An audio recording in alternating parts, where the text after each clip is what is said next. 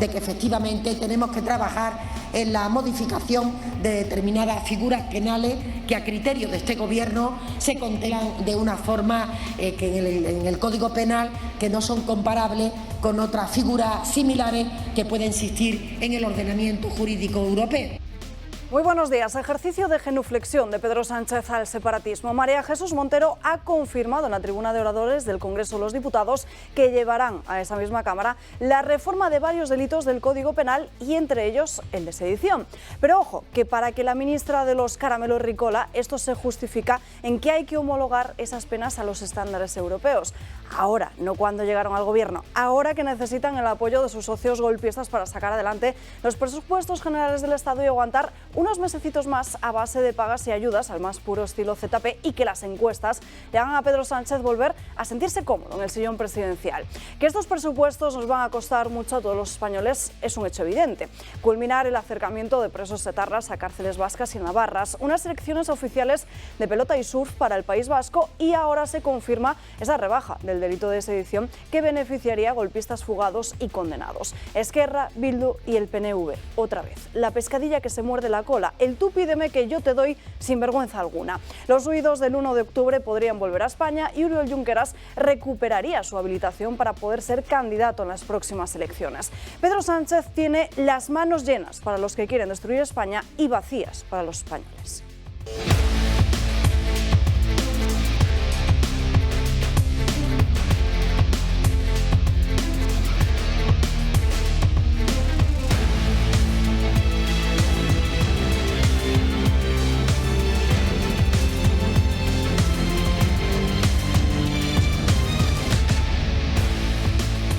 Miércoles dando caña, terminando casi el mes de octubre con temperaturas que rondan en toda España los 25 grados, un tiempo bastante atípico y con el cambio de hora este fin de semana por delante. Saludamos a los invitados que nos acompañan hoy. José María Francas, muy buenos días. Muy buenos días, estoy aquí absorto con un mapa de África para ver si me aclaro. Sí, porque Pedro Sánchez tampoco... Porque como no se aclara el jefe, pues lo de estoy buscando el Senegal, que no lo pillo, pero Kenia sí. No, bueno, en fin, no sé por qué se ha equivocado, porque claro, equivocarse dos veces no tiene... Equivocarse una vez dicen que hasta puede pasar, pero dos veces no tiene mucho sentido. Además ha sido bastante llamativo porque él hace toda la declaración leyendo el papel, todo el rato repite Kenia, pero es al final de esa intervención cuando improvisa, cuando ya se empieza a liar. O sea, cuando va por su cuenta, quieres decir. Eso es. Un pequeño dardito. Sí, pero diríamos, es una pifia gorda cuando estás en un país y te diriges al presidente, en general, vamos. Suele ser ofensivo esto. Si lo repites es más ofensivo. Pero lo que más me interesa es el tratamiento en las televisiones. No sé si han hablado de él en la primera, yo no me entero, no lo he visto. Pero creo que es en Antena 3 que Maruenda ha dicho que eso es una chorrada y que le pasa a cualquiera y que no sé qué político español que viajaba a no sé qué ciudad les llamó salamandras a los salmantinos o una cosa de estas y que no pasa nada. Bueno, me ha hecho gracia esta manera de suavizar las cosas, porque tampoco hay que sacarle mucho de esto, pero tampoco taparlo. De todos modos, puestos a ocurrencias, hoy sí que me impacta una que igual has visto, que es la de la ministra Yolanda, la del MAS.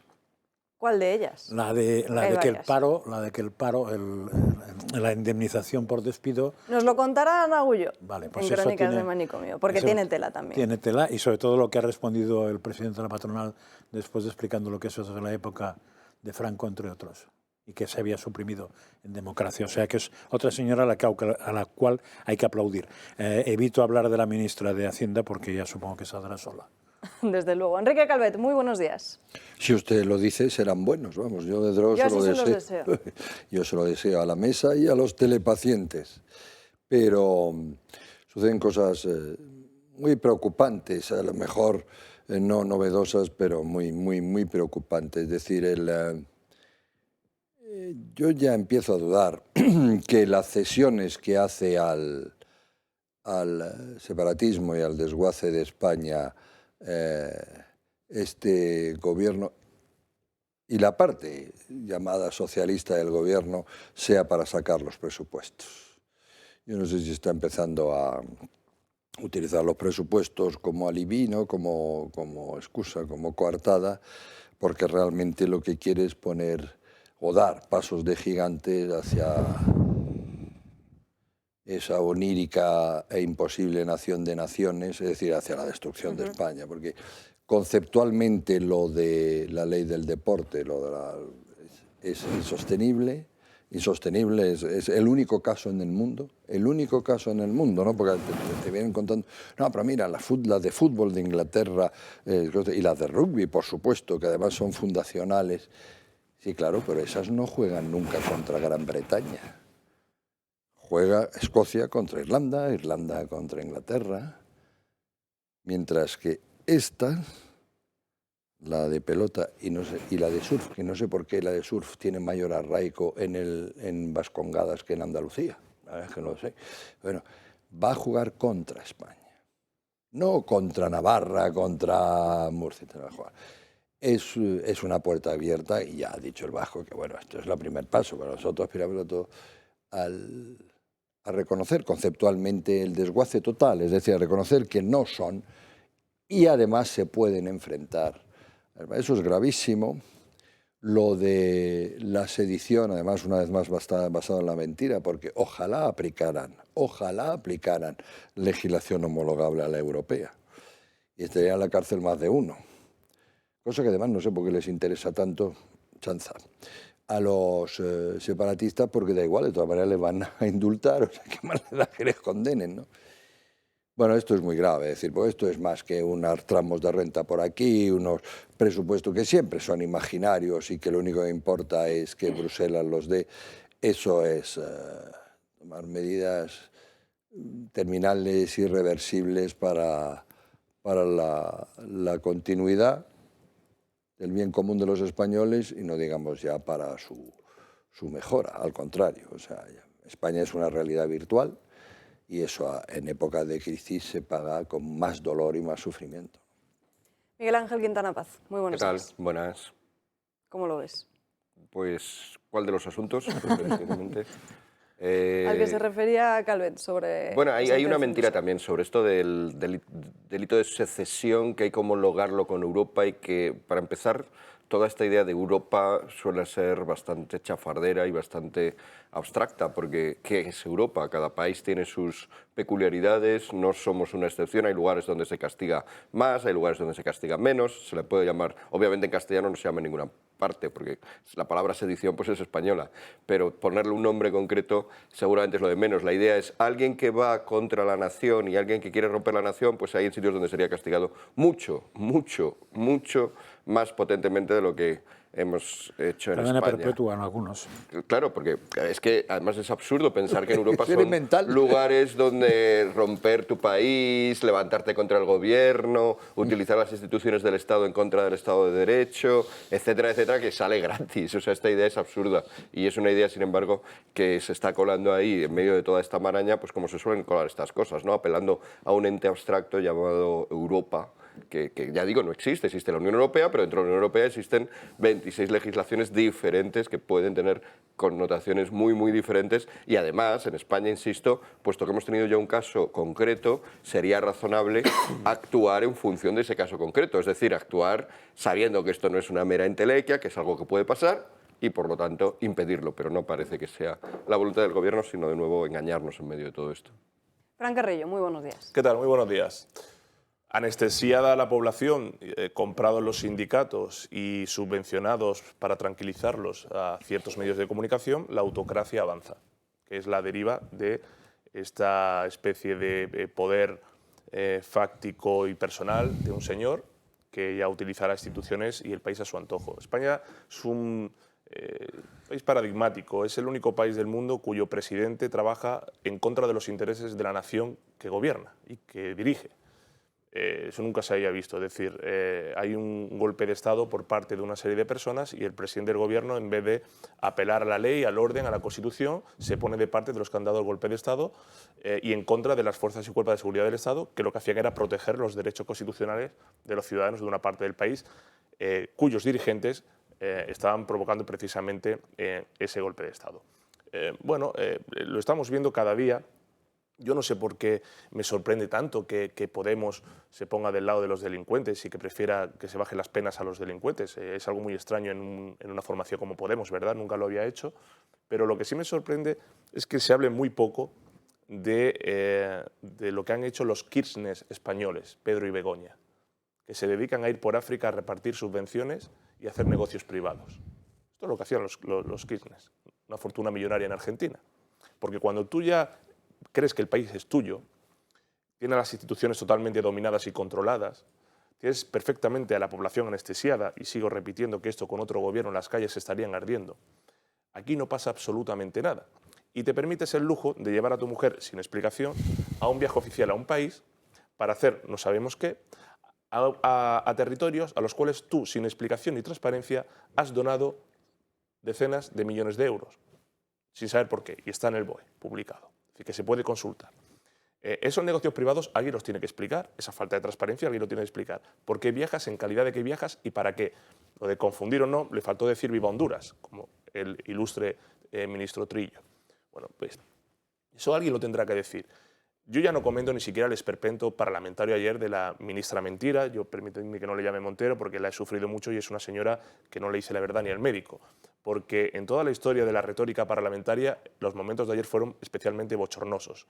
La Casa de la Palabra, que es el Congreso de los Diputados, las Cortes Generales, donde han pasado tan insignes oradores a lo largo de la historia, que una señora que cada vez que se sube a tribuna o hace alguna comparecencia pública pisotee el diccionario como lo hace, no sea capaz de construir una frase con sentido y lógica y su sintaxis y léxico sea bochornoso y encima de lecciones de una manera chulesca al resto de señorías, me parece que también entrará a la historia del parlamentarismo.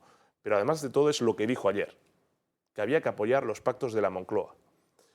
Los que hemos estudiado historia y nos gusta la historia, podríamos haber interpretado que se refería a los célebres pactos de la Moncloa, que a finales de los 70 querían dar una solución económica, social y política a la España posfranquista. En realidad se estaba refiriendo a los pactos de esta Moncloa, al del señor Sánchez y a lo de sus socios. ¿Por qué 300.000 votos condicionan la gobernabilidad de un país de 47 millones de habitantes? ¿Por qué 600.000 votos y 9 escaños condicionan las decisiones y el futuro de todo un país?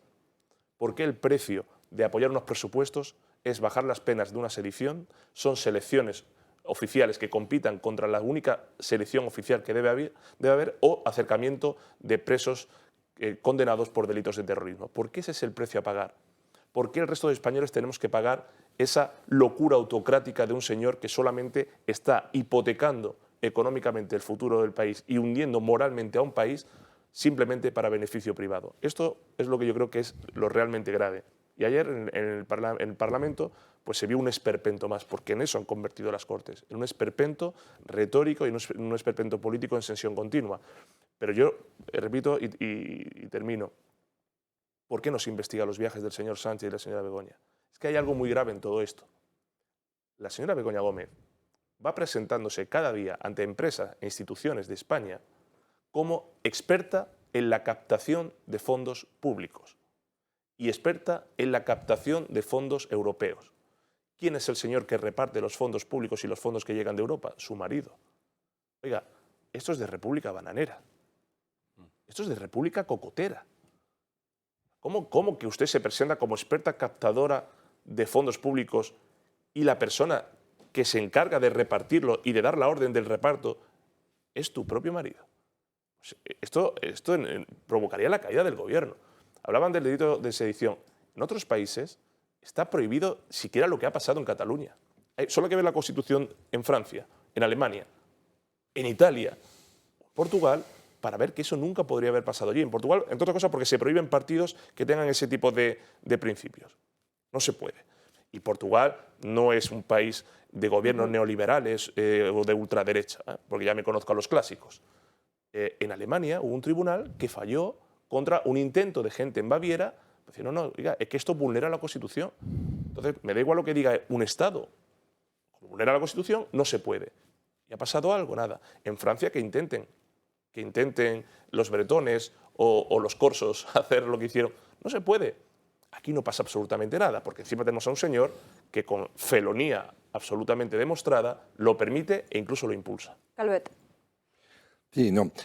Yo quería solo recoger una cosa, porque así hago que algunos telespectadores a lo mejor se distraigan yendo a Wikipedia, y quería someter a la mesa. Yo creo que hay un antecedente comparable, claro, todo mutatis mutandi, con el acto, con la actitud esta de Pedro Sánchez contra la nación y contra el bien común de la mayoría de los... Y para mí es Quisling. Quisiera saber si mis compañeros están de acuerdo. Quisling, he sabido, es un señor noruego, que fue ministro y después presidente de la República Noruega, y que dio un golpe de Estado y tal, pero después cogió democráticamente la nación como lo había hecho Hitler, para someter al nazismo absolutamente a la población noruega. Por supuesto, después de la guerra fue ajusticiado y la palabra Quisling ha llegado a pasar a la historia casi como sinónimo de traidor, ¿verdad? Entonces, de vez en cuando mirar un poco los personajes históricos y lo que suponen para las naciones y cómo las naciones logran reaccionar es bueno. Ahora volveremos, si os parece, al Congreso de los Diputados, donde esta mañana se han debatido las enmiendas a la totalidad de las cuentas públicas, pero antes nos vamos hasta Kenia. Antes de hacer un repaso de las polémicas de este viaje del presidente del Gobierno con su mujer, con Begoña Gómez, vamos a recordar cómo fue ese momento en el que el presidente del Gobierno se equivoca y en vez de hablar de Kenia, pues se refiere a Senegal. Spain is also a potential ally on many fields, areas that we can work together with Senegal in order to face the common challenges that our societies are suffering. I'm very honored to be one of the first international leaders visiting you as President of Senegal, and really looking forward to working, Kenya. Se equivoca Pedro Sánchez porque le corrige el otro dirigente internacional y es cuando el presidente pues ya pide disculpas. Bueno, la comitiva que lleva estos días al presidente del Gobierno a Kenia y a Sudáfrica también forma parte dentro de ella Begoña Gómez. Sin embargo, Moncloa está ocultando esa agenda. Pedro Sánchez vuelve a hacer historia. Y esta vez por ser el primer presidente del Gobierno que es ausente de la votación de sus propios presupuestos. El líder del Ejecutivo se encuentra de gira internacional por Kenia y por Sudáfrica y le acompaña su esposa, Begoña Gómez, una presencia que no estaba prevista en el programa y que en un principio solo se había comunicado a las autoridades africanas. La presencia de la mujer del presidente no ha estado exenta de polémicas. De hecho, Begoña Gómez ha estado muy vinculada al continente africano después de que el pasado mes de junio dirigiera la sección Africa Center dentro del Instituto Empresa. Son casi 4 los años que ha estado al frente de esta oficina y su fichaje se produjo apenas 2 meses después de que su marido llegara a la Moncloa. Y sin titulación universitaria oficial, es ahora exhibida como experta en captación de fondos públicos europeos y privados, los mismos que nuestro país reparte el gobierno que dirige su esposo Pedro Sánchez. Según la Moncloa, Begoña no va a tener ninguna labor institucional en este nuevo viaje al extranjero, pero sí tendrá una agenda discreta y de corte feminista. La única cita que ha sido confirmada estará relacionada con el empoderamiento económico de las mujeres de África. Pero el presidente no va a estar solo, acompañado de su esposa en estas apenas 36 horas que se encuentra en el continente africano. A ambos les acompaña un séquito de 68 personas. Entre ellos se encuentran la ministra de Industria, Reyes Maroto, miembros de la delegación del Gobierno español, periodistas y 11 empresarios que buscarán lazos con el continente africano. Bueno, pues como decimos, Moncloa zanja esta cuestión diciendo que no hay agenda oficial de Begoña Gómez porque ella no ha sido elegida por el pueblo y por tanto no es un representante oficial. Aquí el problema no es que acompañe a Pedro Sánchez, que como cualquier mujer puede acompañar a su marido perfectamente, el problema es cuando se beneficia de su condición de mujer para sus intereses privados, ¿no? A ver, yo creo que no me caben muchas dudas, vamos, pero a ver, yo no me considero ni muy sagaz ni muy inteligente, pero sí un poco experimentado y con sentido común. Cuando Urdangarín, al principio de todo, declaró que iba a montar una empresa de deportes, se me encendieron todas las luces y dije, eso acaba mal. Y parece mentira que no se dé cuenta nadie que en el entorno de una figura como es un rey, nadie puede hacer negocios de ningún tipo sin que acaben mal. Porque o él buscará que acaben mal o el que negocia con él buscará que acaben mal. Es evidente. no está en igualdad de condiciones. A mí que la mujer del presidente viaje con el presidente me parece de lo más normal del mundo, incluso si le quiere hacer unas rascaditas en la espalda porque le duele, me parece perfecto. Es más, creo que el país debe pagar el viaje siempre de una persona con su consorte, mientras aceptemos que hay una cosa que se llama matrimonio, aunque se lo quieran cargar, y que funciona así. No me parece ningún problema. Pero claro, si la mujer del presidente o el presidente tienen negocios aparte, ya tenemos un problema distinto. Entonces ya el problema no es que viaje con el presidente, sino el problema es que eso acabará fatal. ¿Cuál es la diferencia? Que Urdangarín no le defendieron ni las ratas y a ese señor le va a defender toda la prensa pagada, que es lo que está pasando ahora, que nadie entra en este tema. Con lo cual, lo otro se veía que acabaría mal y acabó mal, y esto se ve que puede acabar mal y probablemente no acabe mal porque gozan de cierta impunidad que no dice nada del país, sino más bien deja a España bastante mal. Porque quiere decir que aquí si mandas, puedes hacer lo que te pase por la punta de la nariz, que no pasa absolutamente nada. Y si eres un mandado, te van a dar bofetadas hasta no hay carne de identidad. Justicia no es eso. Uno puede sospechar que puede ser un lapsus linguae y decir, oye, me he equivocado, pero a lo mejor es porque tenía en mente Kenia. Ya lo sabremos en el futuro. O te equivocas tantas veces, incluso en un discurso escrito. Senegal. No, estaba en Senegal. Estaba en Kenia y dijo Senegal. Eso es. Pues al contrario. Senegal. Mi disculpa, al contrario. Pues eso se sabrá, porque cuando lo tienes escrito y aún así te equivocas, es porque tu mente está en otro lado y a lo mejor es porque hay algo de otro lado que no quieres que se sepa. El problema es que justo esa intervención que él hace en la que se equivoca es cuando no lee el papel. Pues eso, es porque ¿qué tendrá la cabeza? A mí que viaje, como decía Francas, me parece bien. De hecho, cuando estuvo aquí Biden en esa reunión de todos los líderes mundiales, la presentaba como la primera dama española ante sus acólitos. Me parece bien. La cuestión es que se explique. Si tenemos el país occidental, dentro de las democracias liberales, menos transparente del mundo. Es que no se explica nada.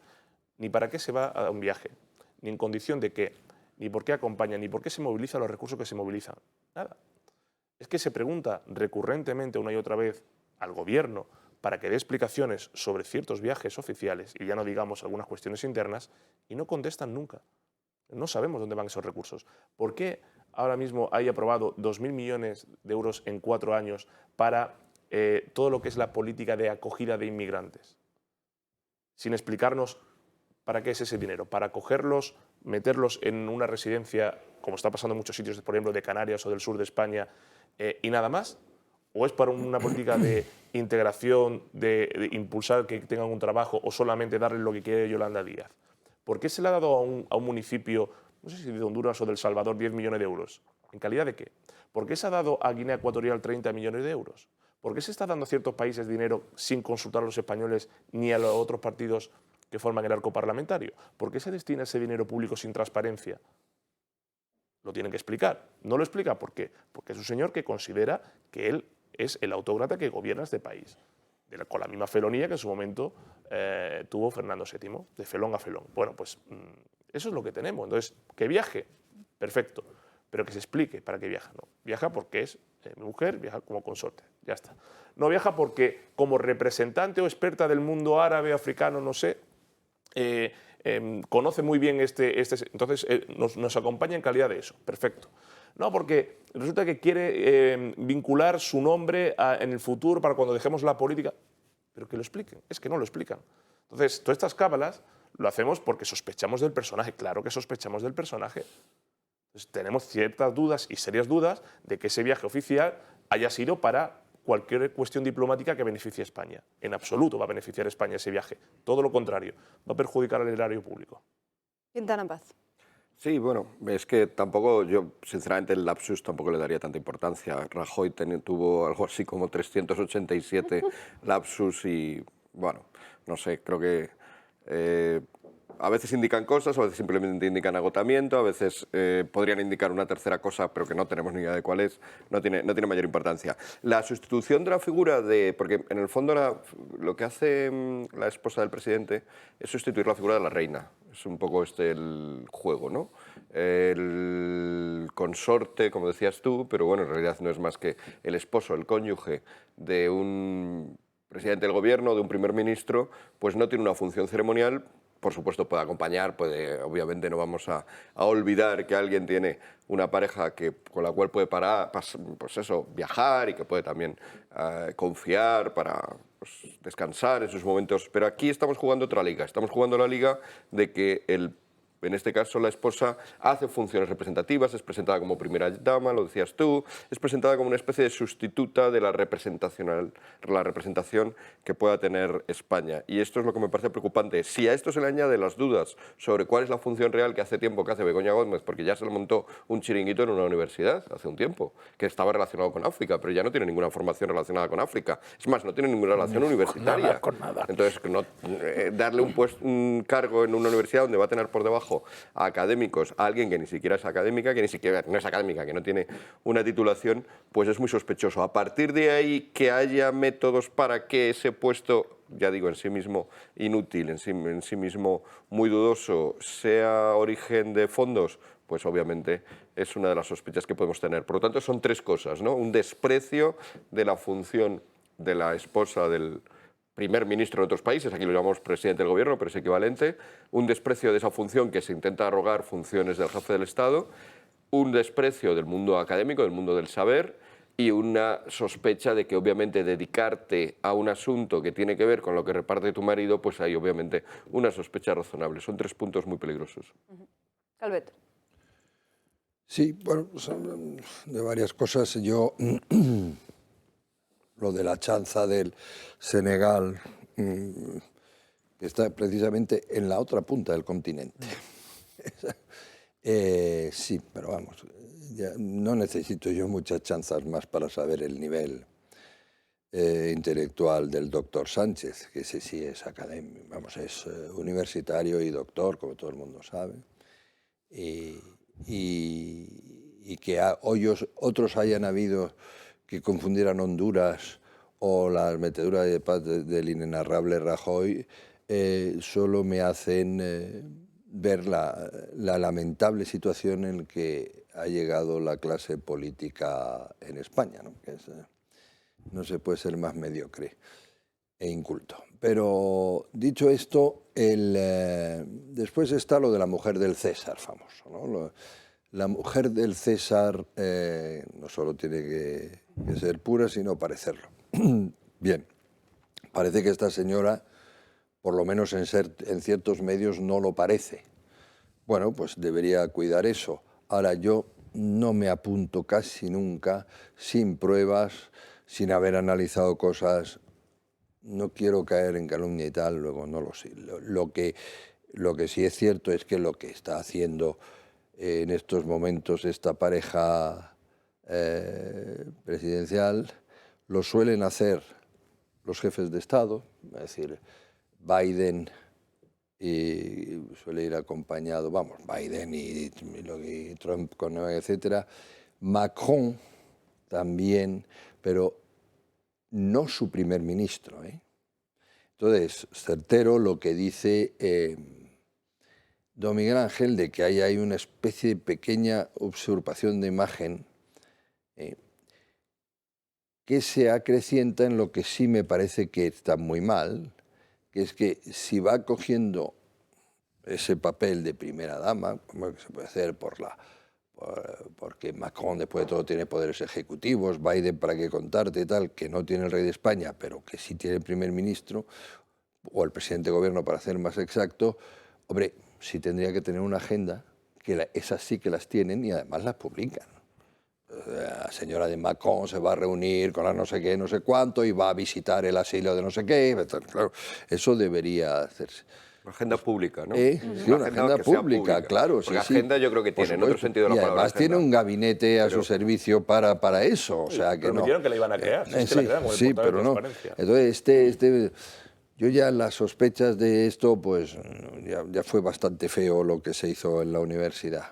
Ahora, una parte muy importante de lo que se ha dicho antes de yo lo ha dicho mi acompañante de la izquierda. Estoy más a la izquierda que él, pero en es una posición situacional. No sabe dónde estoy yo. No, pero es que me considero uno de los, lo dije anteayer por la noche aquí, que preguntaba Esparza dónde está la izquierda. Digo, aquí, pero somos 10 o 12. Guillermo del Valle, Alfonso Guerra, Leguina, 10 o 12, nada más. Eso de los liberales, que eran 10 o 12. Los liberales llegan a 6. Sí, la mitad todavía. Y yo me considero social liberal, o sea que ya. Bueno, el caso es que dice, oiga, no hay explicaciones sobre el desarrollo del presupuesto. Es muy posible que estos dineros que se dan a países africanos estén dentro de la política de ayuda al desarrollo, que está íntimamente ligada a la política europea de alrededor. No lo sé. Dicen, pero no dan explicaciones. Bueno, eso está presupuestado, claro, supongo. Si no lo está, entonces ya es delictivo. Pero, bien, pues que los partidos hagan preguntas parlamentarias. Que los partidos hagan preguntas parlamentarias. Oiga, ¿cómo justifica usted esto? ¿Cómo lo va? Que están para eso. Pero pueden no responderlas. Claro, de hecho, se ha puesto de moda. Bien. Este gobierno se ha puesto de moda. No le responden. El no responderlas. Es que no le responden. Me parece eso desgraciado, pero también estupendo. Entonces, que se informe de tal pregunta, el gobierno no ha querido responder. Porque entonces sí que la sospecha tiene un fundamento de no veas. Claro. Pero ya se informa ya. Y además Claro. es que hay otra trampa que tú conocerás bien porque has estado en un parlamento, que es la mesa. Entonces, las preguntas escritas no sé si pasan por mesa. Creo que no. Pero las no escritas sí pueden pasar por mesa. Entonces, claro, las comparecencias y todo esto, la mesa no te la acepta y te tragas eso y no tienes nada que protestar. El orden del pleno y es eso una está semana pasando, antes, sabes lo que entra o lo que no entra. Y eso está pasando continuamente en esta legislatura. O sea, una cosa que no había pasado casi nunca, que era eso, que la propia mesa censurara muchas actuaciones de diputados y que el gobierno no responda, o peor, que el gobierno al que responde sea mentira. Hombre, es que el Y no gobierno pase muchas nada, veces porque las preguntas están hechas justo para que si te mienten se tengan que ir a casa. Pero, Francas, el gobierno también evita muchas veces dar explicaciones. De hecho, fue muy criticado por diferentes partidos políticos cuando se cambió en la reunión del Consejo de Ministros, porque, claro, las preguntas del Congreso las tienes que registrar una semana antes. Entonces, muchos políticos decían, es que, claro, no puedo preguntar por lo que se va a aprobar en el Consejo el día. Lo que pasa es que eso es el control del gobierno y han buscado el truco que tú pones un título y preguntas otra cosa y ya está. Claro. Pero en cambio las preguntas a los ministros y tal, Hombre, desde que luego, por cierto son preguntas al gobierno, no a los ministros. O sea, el gobierno puede decir que responde otro. Y eso pasa. En el Parlamento que yo conocí, igual por cierto que en el Consejo Económico y Social, donde estuve 20 años antes, me refiero al de Bruselas, pero en el Parlamento que yo conocí, todas las preguntas escritas a los comisarios, todas se contestaban, te podía gustar la contestación y algunas podían hacer. Y las preguntas orales nadie te las condicionaba desde la mesa porque tú pedías tiempo de palabra. Lo que podía, el grupo al que pertenecías tenía un número restringido de minutos, entonces concedía no concedía a lo mejor a todos los que los pedíamos, a mí me los concedieron con bastante generosidad y generosidad. Y tú ahí... Eso serían las orales. Las orales. Las escritas no hay cupo y que sepa en España ni siquiera necesitas, creo yo, ni siquiera necesitas que firme el portavoz. Cosa que en otras cosas, en cualquier intervención, necesitas que firme el portavoz, con lo cual tienes una censura previa propia del grupo también. La cuestión de España es, o esta legislatura es la única que yo he visto, por lo menos, en la que la sesión de control al gobierno siempre es una sesión de control a la oposición, en conjunto. Sí, bueno, pues, es tremendo. Es decir, pero los propios medios de comunicación, afines al gobierno, porque para eso pagan y pagan bien, controlan a la oposición. Oiga, es una sesión de control al gobierno, de lo que ha hecho, de lo que va a hacer, de lo que ha publicado o no va a publicar, conteste o no conteste. Hay que controlar la acción del gobierno porque para eso está la oposición y para eso están las Cortes. No, es una sesión de control a la oposición. ¿Cómo debe actuar? Hay que romperlo. ¿Con lealtad o deslealtad? Lo que debe apoyar, lo que no debe apoyar. Si su discurso es más altivo o menos altivo, más agresivo o menos. Si los socios a los que te tienes que adherir son estos o estos. Es decir, es el gobierno, por esa mentalidad autócrata de un señor que quiere ser jefe de Estado y no presidente del gobierno, en esa usurpación de la que hablabais antes, es algo absolutamente anómalo, porque no pasa en ningún otro país y en ninguna otra legislatura como ahora. Vamos a dejarlo aquí. Nos vamos hasta Frankfurt con José Antonio Widner porque el Banco Central Europeo se prepara para otra agresiva subida de los tipos de interés. Muy buenas desde Frankfurt am Main, aquí en la reunión del Banco Central Europeo, donde una de las claves fundamentales de la lucha contra la inflación del Banco Central Europeo y de la lucha contra la crisis energética está precisamente en lo que se ve a mis espaldas. El buen tiempo, el sol, estas temperaturas impropias de este tiempo en Alemania que están ayudando, que están facilitando al Banco Central Europeo y al conjunto de Europa a luchar tanto contra la inflación como contra la crisis energética. Unos ríos que no sé si pueden ver ahí en el fondo, pero un barco también ya circula por el río con total normalidad. Lo tienen aquí en esta parte, aquí. Ahí, ven ahí ese movimiento también de transporte fluvial cada vez mayor, donde se ve cómo la economía alemana, después de haber pasado también los problemas de sequía de este pasado verano, recupera la normalidad, pero con unas temperaturas impropias del norte de Europa y muchísimo más propias del sur de Europa. Fíjense cómo se puede ir en estas fechas simplemente con un jersey, cómo se puede ir con unas temperaturas que rozan los 23 grados en estos momentos, a estas horas en Frankfurt, cercano al mediodía, 12 menos cuarto de la mañana, y donde se percibe perfectamente de qué manera la ciudad y sobre todo Alemania en esta nueva vida de temperaturas un poco más altas consigue mejorar la eficiencia energética, el abastecimiento, el habituallamiento y sobre todo consigue mejorar esa fotografía de abastecimiento que podría empezar a verse complicado en estas fechas y que no lo va a hacer, precisamente porque ese aumento de las temperaturas en el norte de Europa está ayudando a la necesidad de una menor calefacción en estos momentos, por lo que Alemania vive con este calor que le está provocando sobre todo mejorar la capacidad energética de cara al invierno cuando este llegue, y veremos si llega también con este tono más suave al norte de Europa, y de esa manera un amigo inesperado se acerca al conjunto de Europa, que es precisamente la facilidad de poder superar el invierno con unas temperaturas un pelín más altas que hagan que Alemania no necesite tanta energía después de haber perdido ese apoyo de energía rusa en los últimos tiempos. Muchísimas gracias, Widner. Si os parece, luego en un rato volveremos con él para analizar más en detalle todo lo que está sucediendo en este ámbito. Antes, volvemos al asunto con el que abríamos el programa de hoy, con el tema de los presupuestos generales del Estado, porque decíamos que se ha confirmado ya que el Gobierno quiere llevar al Congreso la reforma del delito de sedición. Estamos viendo cómo están culminando con el acercamiento de los presos etarras, cómo se va a crear esa selección de surf para el País Vasco, pero parece que ahora el separatismo ha puesto el punto de mira en otro asunto, en la ley Mordaza, para así poder evitar y dejar sin efecto las penas y multas por el 1 de octubre. Otra cesión más de Sánchez. Ahora Esquerra negocia con el Partido Socialista rebajar las penas a los 200 catalanes que desobedecieron a la autoridad el 1 de octubre. Esta negociación no solo incluye a los dirigentes independentistas, sino a todos los ciudadanos acusados de desobediencia y desacato a la autoridad por lo vivido en el proceso. El partido independentista Esquerra lo que quiere es desactivar todas las multas impuestas por los cuerpos de seguridad por los disturbios y las manifestaciones en 2019 tras el incidente. Una medida que se quiere llevar a cabo a través de la reforma de la Ley de Seguridad Ciudadana. Mucha gente podría salvarse por delitos de desorden público y atentado contra la autoridad. Incluso individuos con peticiones de la Fiscalía de ingresar a prisión 5 años. También suprimir multas que van desde los 30.000 hasta los 600.000 euros. Sanciones que se impusieron a las diferentes promotoras que no avisaron de las manifestaciones que se iban a llevar a cabo, además de los actos vandálicos. Esto no es más que otro favor que el presidente tiene que hacer a sus socios a cambio de sus soñados presupuestos generales del Estado.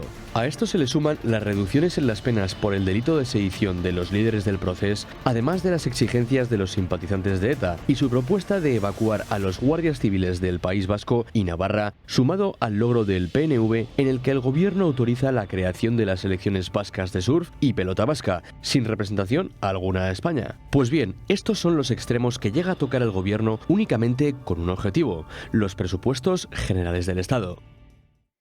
Bueno, Francas. A ver, yo no, supongo que aquí alguien lo recuerda más que yo, y Enrique, que en esas cosas suele ser más certero. Pero me suena que el Tribunal de Cuentas, ya en su momento, a los que fueron condenados a pagar una serie de multas y una serie de dineros, ya dejó que fuera la Generalitat la que les avalara. Sí. No sé si era avalara o les pagara, es mi duda. Si era aval o era pago directo. Solo aval. Bueno, pues entonces eso ya es un precedente para saber que van a conseguir todo lo que pidan. O sea, no hay que... no, por supuesto. El único problema está perdido, que es lo que hombre. a la gente le puede extrañar que sean capaces de pedir tantas cosas.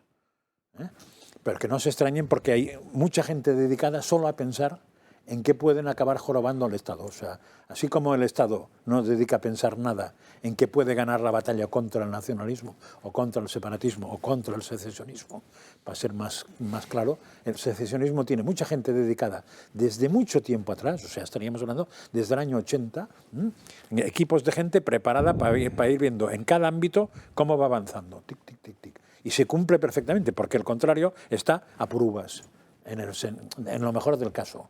Muchas veces no es que esté por uvas, es que no está. Pero cuando está por uvas, y en cambio esos no están a por uvas. Con lo cual después de esta vendrá otra. Porque en situación normal, ¿cuántos años hace que se produjo el 1 de octubre? 5. 5, ¿no? Y hoy se cumplía... De hecho, hoy es el aniversario de la Declaración Unilateral de Independencia. Claro, pues resulta que esos señores que tenían castigos aún no han cumplido ninguno. No lo ha cumplido ni Puyol. Pero todavía no se ha juzgado. O sea, ahora van a negociar el solucionar el problema a 200 señores de una cosa que hicieron hace 5 años y que ya fueron multados o condenados y nadie ha pagado nada. Supongo que quiere decir eso. Y ahora ya para que no lo paguen, pues nada, es un cachondeo todo, si no fuera porque, como bien explica Enrique, que es más fino en esto, no es un cachondeo, es mucho peor. No, es un desguace. Es inmoral, por supuesto, eso tal, pero es la destrucción de los valores sobre lo que se ha construido en las democracias modernas y el mundo occidental avanzado, ¿no? O sea, es un absurdo porque es el ensalzamiento y establecimiento de la traición y destrucción de tu propio colectivo que te elige para mantenerte en el poder, para a lo mejor mayor comodidad y confort a corto plazo, que es otro acto de traición, por supuesto, pero es terrible. Lo que sucede es que por supuesto que lo van a conseguir. O sea, vamos a ver, yo, si partimos, una cosa que yo he hecho durante mucho tiempo, de que hay que salvar a España y evitar esto y retomar la buena senda, estamos equivocados, en mi opinión. Lo que hay es que hacerla renacer y reconstruir, y desde otros cimientos. Es decir, esto es un fin de régimen, hay que establecer otro donde sea posible que frente a una amenaza de destrucción en tu país haya un gobierno de salvación nacional, que anteponga los valores que las constitucionales a un juego politiquero, etc. ¿Haces un gobierno así? Entonces, ¿por qué no se hace eso en España? Pero, Enrique, ¿con quién haces un gobierno así? ¿A quién pones en un gobierno así? Que históricamente sea fiable. Estoy de acuerdo, es decir, que en este país ya no hay, porque quiero aprovechar esta ocasión que estamos, por supuesto, cuasi insultando, puesto que lo llamo traidor, pero en fin, puedo decir que criticando al señor Sánchez por entregar España a los separatistas, absolutamente, y además asegurándoles la impunidad, que es lo que esto y tal y cual. Pero claro, yo no votaré jamás, tampoco lo he hecho antes, pero bueno, no votaré jamás a un partido que mete al PNV, y más vergonzosamente después de lo que le ha hecho, en el Consejo General del Poder Judicial. Porque es otra manera de ir exactamente la misma línea, la línea de este régimen. Entonces, estás hablando del PP. Claro, con lo cual, ¿qué queda? Del PP. Mensaje no tan cifrado. Por dejar las cosas claras. Y Feijóo. No, por supuesto, estoy hablando del PP. Por lo tanto, es que en este momento, en efecto, estoy completamente de acuerdo. Yo estoy absolutamente huérfano de quién votar. Claro, es que no queda nadie. No queda nadie que ya tenga el concepto de lo que son los valores de una democracia moderna. Esencial. Queda. Lo que pasa es que no lo quieres votar. Bueno, vamos a ver. Pero es mucho más. Nunca votaría. No puede gobernar hoy. Vale, de acuerdo, pues nunca votaría. Tienes que votar para gobernar. Vale. Pues que pueda gobernar. Tampoco votaría en conciencia a nadie en este momento que atacara y debilitara la única pequeña oportunidad que nos queda a los españoles y a mi familia que está en Francia, a los franceses, que es reforzar Europa. Eso tampoco lo haría, si estás pensando en eso. Pero reforzar Europa significa que España... Más Europa. Y por lo tanto Europa más integrada. Y por lo tanto que España cada vez tenga menos soberanía. No, que tenga más soberanía compartida menos. En determinados aspectos. O sea, menos. No en el cultural, si quieres menos, sí. Claro. Como España en menos. Pues en el fondo creo que no estás tan lejos del PSOE. Yo creo que tendrías que replantear... De este PSOE, sin duda. Yo creo que no estás tan lejos. Es decir, el PSOE piensa que la entidad es España y yo creo que deberíamos afrontar los hechos ya cara a cara, porque si no nos convertimos meramente en gente que día tras día está lamentando: ay, Dios mío, lo que ha hecho hoy el PSOE, ay, Dios mío, lo que ha hecho hoy el PSOE y le apoyó a Podemos, ay, Dios mío, que otra vez el PSOE y Esquerra Republicana de Cataluña hacen algo conjunto. Bueno, dejemos de lamentarlo y aceptemos la realidad. La realidad es que en España hay un proyecto por parte de muchos partidos, uno de ellos es el PSOE, pero compartido en esto que voy a decir con Podemos y compartido también con muchos de los partidos regionales que hay en España, un partido de que España pierda soberanía. Hay un proyecto de que España pierda, que como tal entidad España no tiene mucho sentido en el mundo, de que sí, a lo mejor la tuvo en época de los Reyes Católicos, que eran unos señores, según esta mentalidad, horribles, que hicieron un montón de barbaridades. No les pidas tanto. Sí, pero sí, esta idea sí que por desgracia, claro, es que si no hablas de los Reyes Católicos en España, incluso hay que hablar de ellos en gran parte del mundo, claro, porque son una figura histórica. Nerviosos. Entonces, hay una historia que nos ha conducido a una unidad, pero esta unidad y que nos da soberanía y que nos da un lugar en el mundo sobra. Y por lo tanto, esa soberanía debe perderse. Luego ya los modos en que se pierda, pues hay variedad. Obviamente a los partidos secesionistas de Cataluña les gustaría que fuera ya, enseguida, y que además esa soberanía fuerte la tuviera Cataluña.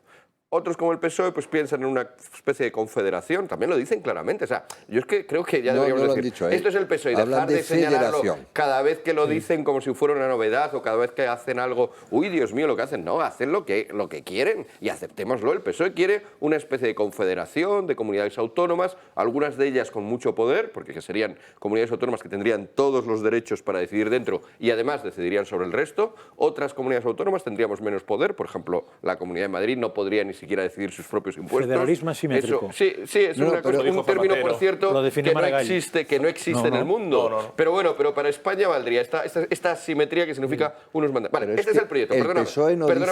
Perdóname que acabe el razonamiento, Enrique, perdóname que ese es el proyecto del PSOE desde Santillana, desde que se reunieron en Santillana. Sí, y todos los pasos que han dado, y seguir pensando que hay un PSOE bueno que no quiere esto es una engañifa para que gente que no quiere... Yo estoy de acuerdo con que hay votantes del PSOE que no quieren esto, pero que hay un PSOE que no quiere esto es la engañifa para que esos votantes sigan votando al PSOE. Ese es un engaño, de acuerdo, pero también es un engaño, es verdad, que esa mayoría de votantes del PSOE, sinceramente, no creo que sean la mayoría de nuestra audiencia, porque estarían hartos de que nos metamos una y otra vez con ese PSOE, y la gente no suele escuchar aquello que contradice sus visiones. Esto no significa que no haya que luchar, pero esta es la idea del PSOE, no de los votantes del PSOE, es esta, aceptémoslo. Y luego hay otros que queréis también, no sé cómo, pero que pierda soberanía España hacia Europa. No sé cómo, en el sentido de que no hay un partido que lo diga. Quizá Ciudadanos en algún momento parece algo así, aunque también parecía que defendía... Bueno, Ciudadanos es que ha sido siempre una cosa tan laxa que nunca me enteré muy bien qué quería, entre otras cosas porque no lo escribía y no lo desarrollaba. No siempre. Era en gran parte. Una idea clara. Yo creo que este conflicto sobre si quieres una España más soberana, nunca he oído a alguien de Ciudadanos decir España más soberana. Sí. Bueno, pues yo no lo he oído. El Ciudadanos auténtico, sí. Bueno, en auténtico, volvemos a lo del PSOE. Auténtico, el Ciudadanos auténtico, la Falange auténtica, hay un Ciudadanos antes todo es auténtico. Hay un Ciudadanos antes con Albert Rivera y después de Albert Rivera. Yo quiero, bueno, sí, pues luego en la pausa, Fran, me enseñas un documento de Ciudadanos que se titule o que hable de la España soberana y que deje claramente que España tiene que ser un poder en el mundo, porque si no, hacia el mundo en el que vamos, geopolíticamente muy complejo, no tenemos nada que hacer. Vale, esta idea yo no la he visto, o la ha comunicado muy mal Ciudadanos, pero yo no la he visto. Es otra cosa. Bueno, pues sí, pero yo insisto en que creo que no hay un desarrollo teórico de la España soberana, no lo ha habido. Ha habido una idea de España que era cosmopolita y que era europea, y que claro que sí, que como era muy provinciano o era muy paleto lo de las comunidades autónomas pues que se vuelvan muy soberanas, pues España es como un poco el mal menor, pero no hay una defensa de España no es soberana. Incompatible, Miguel Ángel. Responde, Fran, porque me ha pedido la palabra. Si entendemos que el mundo no se puede entender sin el papel que ha tenido España en su configuración, y por eso es pertinente acudir a la figura de los reyes católicos, porque formaron parte de todo eso y que la ley nefasta de memoria histórica quiere desterrar. Por eso hay que acudir siempre a esa época histórica y contarla una y otra vez para los que quieren, los iletrados que quieren desterrar esa historia de nuestro país. Pues si el mundo no se entiende sin el papel de España en su configuración, Europa tampoco. Y es compatible pedir soberanía y al mismo tiempo estar junto a otros países para configurar una serie de contextos que te permitan pues poder ir junto a cuestiones importantes. Es decir, que ahora digamos es que España está perdiendo más soberanía. Bueno, es que ya casi todo lo tiene Europa. Una cosa es Europa como concepto, o Estados Unidos. Europa como aspiración de unidad moral o política o filosófica económica, y otra cosa son los burócratas de Europa, que no es lo mismo. Entonces, la Europa que nace después de 1945 es una Europa que nos ha traído cosas buenas, entre ellas España, el pertenecer cada vez más a ese club ya en los 80, y otra cosa es las decisiones que actualmente los burócratas en Europa están tomando, que hace que mucha ciudadanía europea, incluyendo la española, estén cada vez más separados de los intereses que buscan esos burócratas. Y que eso repercute en las elecciones que estamos viendo. Pero a ver, si esto es muy fácil. Pero al mismo tiempo. Pero es que parece que hay que elegir entre, si yo quiero más soberanía en España, que yo la quiero, parece que no quiero estar en Europa. No. La duda es otra. La duda es no que me gusten o no me gusten las decisiones de los burócratas, que eso, al fin y al cabo, es muy fácil que nos disguste. La cosa es, ¿deben poder tomar esas decisiones? Es decir, hay que dar más soberanía a Europa, y aquí esto es un juego de suma cero. La soberanía que se va a Europa, se va a Europa. Y la que se queda en España, se queda en España. ¿No? Luego ya es que me gusten o no me gusten las decisiones. Entonces, la pregunta es, de las cosas que puede hacer España ahora, ¿debe dejar de poder hacerlas? ¿En qué ámbito se la damos? En la que sea. Hombre, no, es que hay algunos ámbitos que sí. Hay ámbitos en los que tenemos que perder soberanía. Perfecto. No. ¿En qué ámbitos tú crees que no se le debe dar a Europa? Yo creo que no se le debe dar.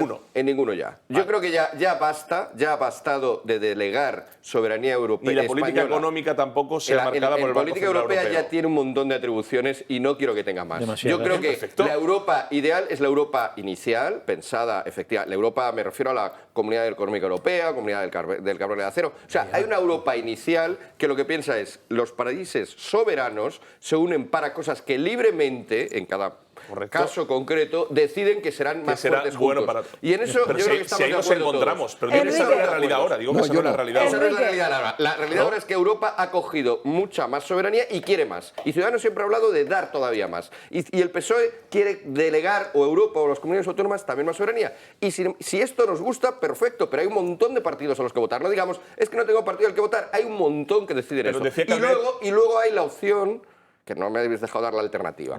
Está la opción en la cual algunos pensamos que no, que en el momento actual, por supuesto que conviene tener aliados en Europa, por supuesto que conviene tener aliados en todo el mundo, incluso Senegal o Kenia o el país donde haya Marruecos, ¿no? O el que sea, por supuesto, pero eso se tiene que hacer siempre desde un país, desde un país soberano, que se llama España, y que no debe dar más poder a las autonomías, sino recuperarlo, y que no debe dar más poder a Europa, sino recuperarlo. Y para eso también hay un partido que lo defiende. Enrique primero. O sea, no podemos decir, es que no sé a quién votar. Si queremos eso. Ahora, si queremos otra cosa, si queremos perder soberanía, es que las opciones son muchas. Ahora, para ir a lo esencial. En primer lugar, y fíjate que primero voy a empezar con mi amigo de la izquierda. Lo de los burócratas europeos es un mito. De eso ya no hablo más porque lo he vivido. Las decisiones en Europa son políticas y las toman los políticos y a través del Consejo Europeo. Puede ser burócratas. La decisión de no felicitar las Navidades el año pasado fue del Parlamento Europeo, se votó, la votasteis, o fue de un burócrata europeo que se le ocurrió, este año no se felicitan las Navidades porque ofende. ¿Eso quién lo decidió, Enrique? No fue una decisión ejecutiva, no fue votada en el Parlamento, fue una instrucción que un comisario dio a sus funcionarios, o sea, de un burócrata, y que el Parlamento le hizo retirar. Bueno, pero si no llegamos a generar en la opinión pública un debate sobre eso, sobre esa decisión, como sobre otras miles, La decisión de la publicidad sobre el velo de la mujer. ¿Esa decisión tiene algún tipo de importancia? Por supuesto que sí. Lo que tiene importancia es hacer el que no se pueda celebrar la Navidad. Pero la Europa basada en los pilares cristianos. No era que no se celebrara la Navidad. La Navidad, esto no tiene importancia. No era que no se celebrara la Navidad. Vamos un poco serio. Fue lo que dijo, es que en las felicitaciones no se felicitara con la palabra Navidad por ser plural. Eso fue para unos funcionarios de un solo comisario. Eso es una chicha bananera. Sí, vamos. pero Enrique, cuando a esto le sumas no que meses después, absolutamente nada. Pero si a eso le sumas que meses después hace una campaña en la cual se dice que el velo de la mujer es libertad, cuando a eso se le sumas una decisión política. Pero eso es una decisión política. El político puede ser también burócrata, tanto en concepción como en ejecución. Pero es una decisión política. Sí, pero que el político puede ser burócrata y el burócrata puede ser político. Como el impedir, y desgraciadamente es una decisión política nacional, el impedir que se haga el MidCat por parte de Francia porque no sale las narices. Correcto. Es decir, los estados en este momento, en determinados temas, por supuesto que tienen demasiado poder y demasiada soberanía. Demasiado. Y demasiado. Ya está.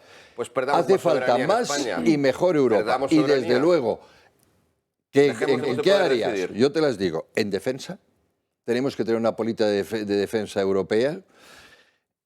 En política económica, con un ministro y con un tesoro europeo. En Ceuta y Melilla que se haga lo que convenga a la mayoría de Europa, no lo que convenga a España. Eso es lo que estás diciendo. No tiene absolutamente nada que ver con eso. Es que si coincidiera no habría una elección. Y te voy si a todos decir, los intereses de España coincidieran con lo de la Unión Europea, no habría elección. Hay veces que chocan. Son dos intereses distintos y esto es teoría política. Vale, cuando choquen los intereses de Europa y los de España, tú prefieres que prime Europa. Perfecto, pero dilo. Y por cierto, es una contradicción que digas que era una decisión burocrática y que no importaba a nadie y que luego reconozcas que desde el Parlamento y desde la opinión pública se logró frenar. Eso es que a la opinión pública, que no debatimos normalmente asuntos europeos, nos importó mucho. Es una contradicción. Claro que era una decisión importante. Claro no era una broma, por favor. Estamos hablando del futuro de Europa. Claro, que tú crees que va a ser un ente ideal que nos va a beneficiar a todos. Y por lo tanto, del futuro de los europeos y de los habitantes en Europa. Oye, yo he respetado que tú hablaras ininterrumpidamente durante 10 minutos y no puedo. No, hombre, por favor.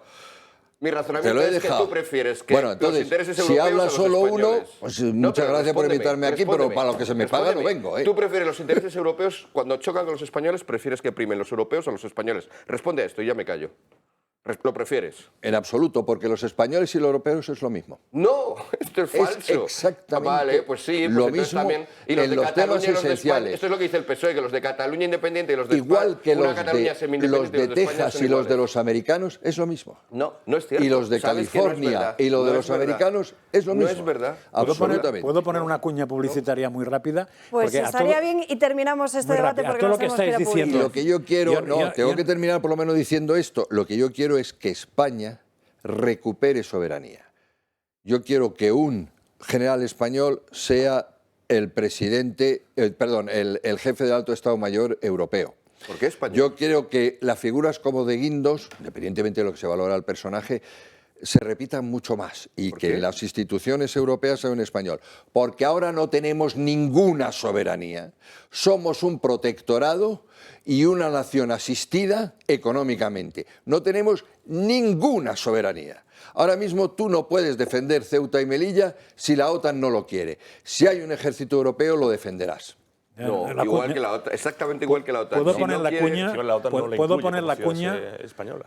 Habla Francas. No, es muy rápido porque a lo que argumentáis, yo entiendo que en teoría Europa tenía que ser un sistema que por unanimidad los distintos países adoptaran unas políticas que adoptaran en conjunto, por unanimidad. Pero hay un problema gravísimo, que es que España no existe para Europa, existe el gobierno español. Y entonces el gobierno español resulta que lo que es una castaña. Con lo cual, pues va a aceptar, lo de Navidad, no lo apuntaron, no lo aplaudieron, porque fueron otros dos que dijeron que no. Por el gobierno español hubiera aplaudido con las orejas. Por eso te digo que es político. Los entes, España, Europa, no existen. Existe. En España ahora mismo es el gobierno español, que es una patata. No, el ejemplo más claro es por qué Europa prioriza... todo lo que quiere Europa. Ese es el ejemplo más claro. ¿Por qué Europa prioriza antes a Marruecos que a España las políticas pesqueras? Pues en parte porque el gobierno español es una patata. Bueno, pero ¿por qué Macron está tan encantado con Sánchez, por ejemplo, en ese tema? ¿Cuál es el principal aliado tanto de Estados Unidos como de Francia en esos temas? Marruecos. ¿Por qué no es España? Si es Europa y es la Unión Europea. Debería ser España, debería no solo con Sánchez, esto ya venía de antes. Es decir, ¿por qué cuando Marruecos dice públicamente que Ceuta y Melilla no son españolas y que esto es una cuestión de tiempo, no sale Europa a defender a España? Dicen, oiga, ¿cómo que no? O sea, ya ni siquiera entro en el tema de Gibraltar. Porque España no se impone. ¿Eh? Claro, no. Bueno, porque eso te impones en un minuto. Claro, pero bloqueas el presupuesto y ya tomas por saco. En el tema, por ejemplo, de defensa, que ahí puedo estar de acuerdo en no depender de la OTAN, que por cierto no entraría con el tema de Ceuta y Melilla.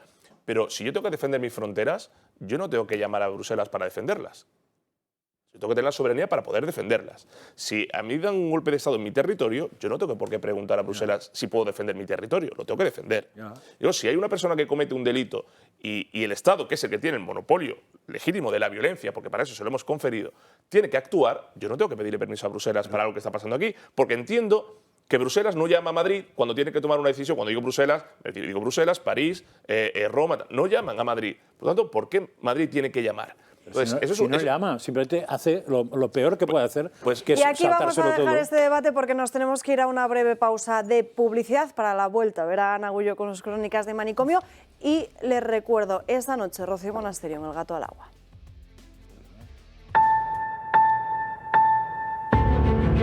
Hemos registrado en la Asamblea de Madrid, el Grupo Parlamentario Vox, hemos registrado la derogación de la ley trans que aprobó en su momento el Partido Popular. Desde luego la autodeterminación de género no la defendemos y creemos que muchísimos españoles hoy están de acuerdo con nosotros. ¿Dónde está la lucha que tantas mujeres llevaron para que se defendiera su identidad? Que cada vez que vamos juntas, acertamos.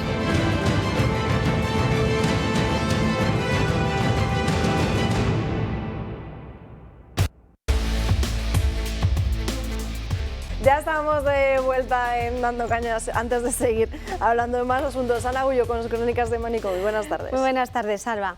Seguro que a nuestros espectadores o a alguien de la mesa le suena el nombre de Amou Aji. Bueno, a lo mejor si lo llamamos así no, pero si decimos que Ami es el hombre más sucio del mundo, ¿a qué hora sí? ¿Más o menos? Bien, no sabemos quién le ha dado oficialmente... no conocen a mi cuñado. No sabemos quién le ha dado oficialmente este título o a qué concurso se presentó, pero lo que sí sabemos es cómo ha conseguido obtener este título, no duchándose durante más de 60 años. Ami era conocido en su pueblo de Deya, en la provincia de Fars, al sur de Irán, por sus hábitos de vida poco saludables. Ami no se bañaba por miedo a enfermar, aseguraba que sufría verdadera aversión al agua y al jabón y fumaba 5 cigarrillos a la vez e incluso aspiraba estiércol de una tubería de metal. Lo irónico de esta historia es que Ami, en las últimas evaluaciones médicas realizadas por parte de especialistas británicos que querían saber si tenía o sufría algún tipo de enfermedad, revelaron que sorprendentemente Ami no solo gozaba de buena salud, sino que había conseguido desarrollar un sistema inmune muy fuerte. Ahora Ami ha muerto a los 94 años, 2 meses después de que accediera a lavarse por primera vez en décadas tras las presiones de sus vecinos.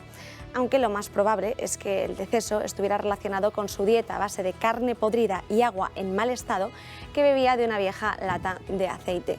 Pero sí que es pues un poco irónico, ¿no?, que después de ducharse coincida con justo su muerte, pero sí es verdad que los hábitos de vida que llevaba, de hecho, era bastante famoso y era como una atracción turística más. La gente iba de diferentes pueblos y de diferentes sitios que ya le conocían a ver qué estilo de vida llevaba.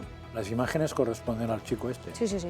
A mí me ha chocado lo de los 5 cigarrillos porque esto quiere decir económicamente un poder muy superior a la media de un señor que vive en la calle, porque los cigarrillos cuestan un pequeño pastón. A ver, si ha llegado a los 92 años con esa cosa que hacía, decir que esa cosa que hacía no era sana, hay que tener, en fin, mucha capacidad bueno, de... es que dicen que el cuerpo se acostumbra. Sí. Por eso. Pues exacto. No, lo sufrirán los que estén alrededor. No se habrá muerto por la vida que llevaba. Y desarrolla defensas. Una cosa, ¿se ha muerto después de ducharse o después de vacunarse? No, aquí lo que hicieron es llevarle los vecinos de... Bueno, no lo sé, no se sabe. Iba a decir que era una broma, pero no se sabe. Las cosas. Le llevaron los vecinos directamente a un lavabo, o sea, para que se lavara, porque ya creo que no... No, se murió más tarde, pero sí. Poco más tarde. O sea, el cambio podrá ser lo típico de la correlación. No es una correlación, no implica causalidad. No implica causalidad, pero está claro que lo que está claro es que los 92 años que ha vivido no son la causa de la muerte el comportamiento que tenía, sino que le han llevado 92 años, que no está mal, ¿eh? Y me gustaría saber en su zona, en Irán, Irak, a qué edad llega la gente. Yo creo que hay dos lecciones interesantes. Una recuerda, bueno, por supuesto que una persona además desarrolla defensas y tal, como se ve además, tenía la suerte, que a lo mejor sí que eso también la prolongó en la vida, de que estaba bajo vigilancia médica de alguna manera, no es un tío perdido en la selva. Pero hay dos cosas. Una, es verdad que se ha dicho, claro, sin llegar a esa exageración, que en Occidente, y a lo mejor en China, no lo sé, hay un excesivo uso de la pulcritud, es decir, por ejemplo, que nos lavamos y que eso disminuye nuestras defensas. Bueno, se puede reflexionar un poco sobre eso. Pero vamos, a mí lo que más me hace reflexionar es que yo tendría que proponer otras atracciones en Irán. Es más fácil morir por no llevar el velo que por no lavarte. Fue protagonista de un documental que se filmó en el año 2013 que se llamaba La extraña vida de Amou Aji. Y es curioso, ¿no? Como, pues, justo lo que decía Enrique Calvet, que al final eso sí que es como un motivo de, bueno, pues vamos a hacer un documental, vamos a darle esa atención mediática, pero luego hay otros temas a los que no se da atención mediática y ya llegan por levantamiento social, como ha pasado con Ami, bueno, también se llamaba, ¿cómo se llamaba la mujer que murió? También tiene Sami Masa. Le acabamos de dar al país una idea para un reportaje de fin de semana. Ya nos dice el país que comer carne es malo y provoca infelicidad. De la que luego el país nos cuenta que ser pobre es ser feliz, porque se puede ser pobre y feliz, y de hecho hay que empezar a acostumbrarse a la pobreza. Y ahora nos va a explicar el país seguramente en un maravilloso reportaje que no lavarse también da derecho a la felicidad y vamos hacia una nueva era de falta de higiene, ¿no? De la noticia que vimos del país donde decía que era un tipo de dieta buscar alimentos de la basura. Eso es. O incluso un reportaje de una señora que decía que luchaba contra lo que había subido el coste de la vida y que solo se duchaba 1 o 2 días a la semana. Sí, o con agua fría. El Pravda gubernamental todos los días diciéndonos que hay que acostumbrarse a ser pobre porque se puede ser feliz y ahora a la falta de higiene. O sea, estamos a 2 crónicas más que tú saques, el país te va a hacer un reportaje a doble página sobre por qué es importante no lavarse y te pondrá el ejemplo al señor de 92 años. El problema es que solo comía carne y no pescado. Ahí Garzón está... Bueno, te lo añadirán en una nota a pie de página, oye, no olvides comer insectos. Eso lo contó en una entrevista que hizo a Tehran Times, entonces ahí contó por qué hacía esto. Es decir, él dice que sufrió un contratiempo en su vida, entonces de ahí decidió que quería aislarse, se embadurnó de hollín y de pus, decía de lo que encontraba, y entonces decidió en ese momento no bañarse más por un problema psicológico, o sea, vamos, a nivel emocional que ocurrió, que no detalla. Lo que indica este personaje es la importancia que tiene la estadística en el siglo XXI. Sí. Para que se vea que un caso no puede ser elevado a categoría de toda una especie, sino que hay que ponerle una estadística, porque si no sacaríamos conclusiones de que para durar mucho no hay que comer, para durar mucho hay que comer porquería, no hay que ducharse y tal, bueno, o al revés. Entre otras cosas que comía, animales atropellados, carne podrida, como he dicho, también de puercoespín, hacía alusión, y bebía 5 litros de agua al día recolectados de charcos en un balde oxidado. Eso lo ha contado él. Hay alguien de la Agenda 2030 que está tomando nota de eso. Y lo va a incluir en el menú que nos va a poner seguro. En fin. Vamos a seguir con nuestra rutina de higiene. Hay filósofos como Montaigne que se encerraban en su castillo, ¿no? Este señor se ha encerrado en la falta de higiene, ¿no? A lo mejor estamos ahí ante un filósofo. ¿De dónde eres? ¿De Irán? Sí, sur de Irán. Se parece más a Diógenes. A Diógenes. ¿No? Sí, yo creo que sí. El Diógenes persa, ¿no? Es un sitio bastante agradable y muy sugerente y, por supuesto, con higiene. El Diógenes persa. La idea de los cínicos, ¿no? Que no son... El cínico griego no es el que da todo, por supuesto, sino que el que rechaza las convenciones sociales, ¿no? Y la limpieza podría ser una de ellas. No hay ni siquiera correlación, en realidad. Jesús María, Pero Diógenes, no hay correlación.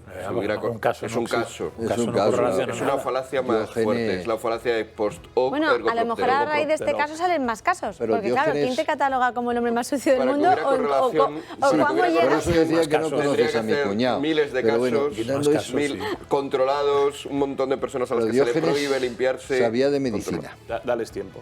Puesto que le dijo a Alejandro Magno, quítate de mi sol.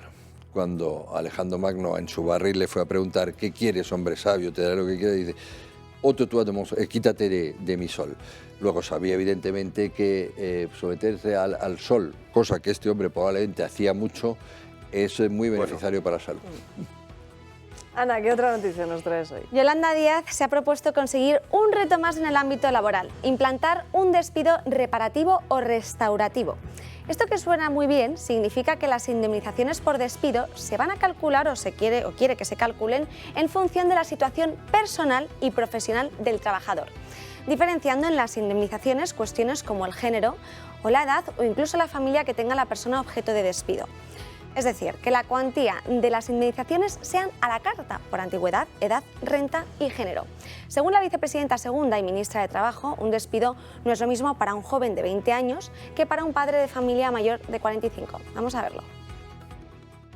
A avanzar en términos europeos, y esto sí que es europeo, hacia el despido reparativo, restaurativo. ¿Y esto qué es? Pues que efectivamente vamos a abordar las causas y que luego la indemnización será diferente en atención a cuál sea el impacto que el despido pueda tener en las personas. Con políticas, y esta sí que es, yo creo que la pregunta merece mucho la pena, Miguel, es que tenemos que eliminar el edadismo en el mercado de trabajo de nuestro país. Abaratamos el despido, no va de eso.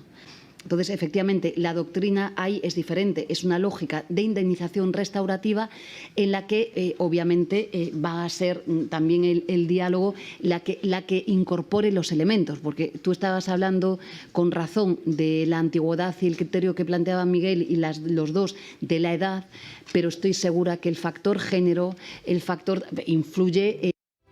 Unas declaraciones que hizo durante su intervención en la conferencia con periodistas que se ha ofrecido en las jornadas de la Asociación de Periodistas de Información Económica.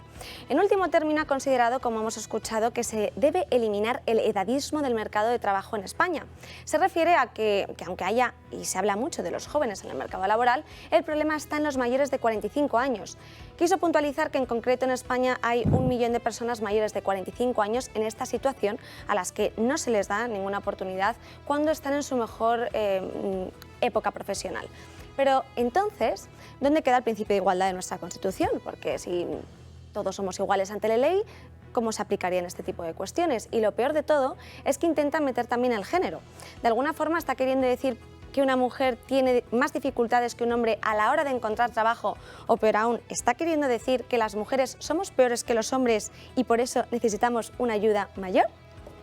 Y aquí os dejo Yo voy por otro lado. La anterior ocurrencia de esta señora, que fue la cesta de los 30 euros. Creo, ¿no? Sí. Hombre, eso duró casi una semana y consiguió que Carrefour se apuntara, con lo cual le salió bien a Carrefour hasta que todo el mundo se metió con Carrefour y entonces no se sabe cómo le salió a Carrefour.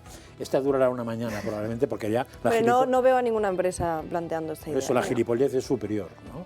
Es decir, esta mañana ha salido, yo es que lo he escuchado en directo porque lo ha dicho en Televisión Española, han trabajado sobre esta idea, creo, y ha salido el presidente de la patronal y ha contado, no sé si es verdad, que eso estaba en la época de Primo de Rivera, siguió en la legislación franquista y se suprimió en la democracia.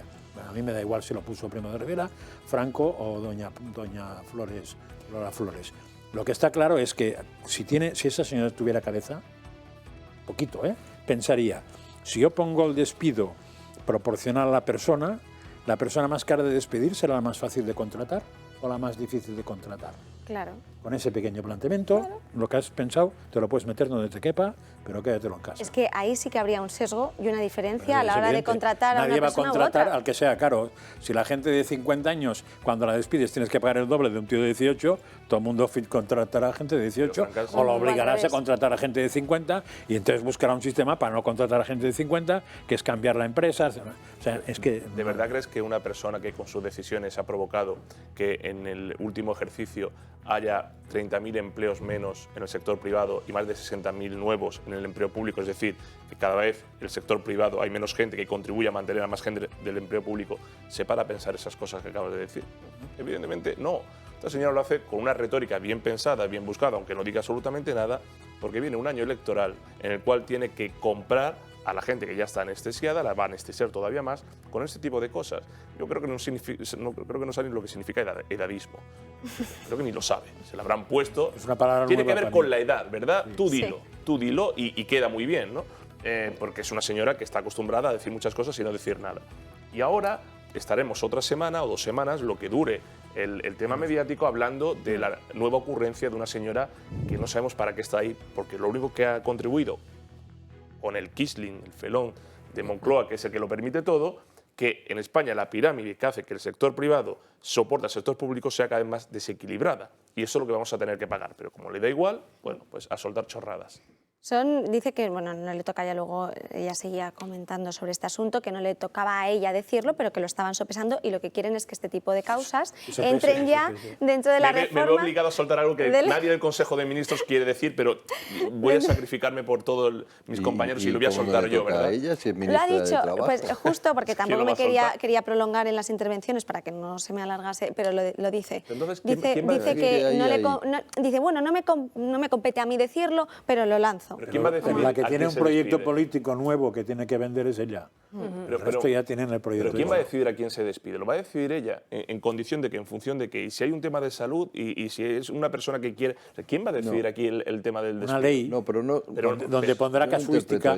Joven, masculino de tantos años, tanto. 3 millones de multiplicar por casuísticas. 3, sí, claro. 3 No, millones. No, hombre, puedes hacer una casuística de 2, hombres y mujeres. De 4, hombres, mujeres, mayores, menores. Ya tienes 4. Puedes hacer de 25, puedes hacer Bueno, de claro, 200, claro. puedes hacer lo que quieras. Claro. Pero cualquier cosa de estas, el que salga barato será el más contratado. Y el que salga caro será el menos contratado. Esto lo puede pensar. Pero bajar los hasta... costes de contratación, eso no se le ha ocurrido a esa señora. No, pero es que es como lo de la matria. Y yo creo que es una persona que no es capaz de dominar los conceptos en absoluto. No sabe muy bien de lo que habla, pero lanza así ideas, porque vamos a ver.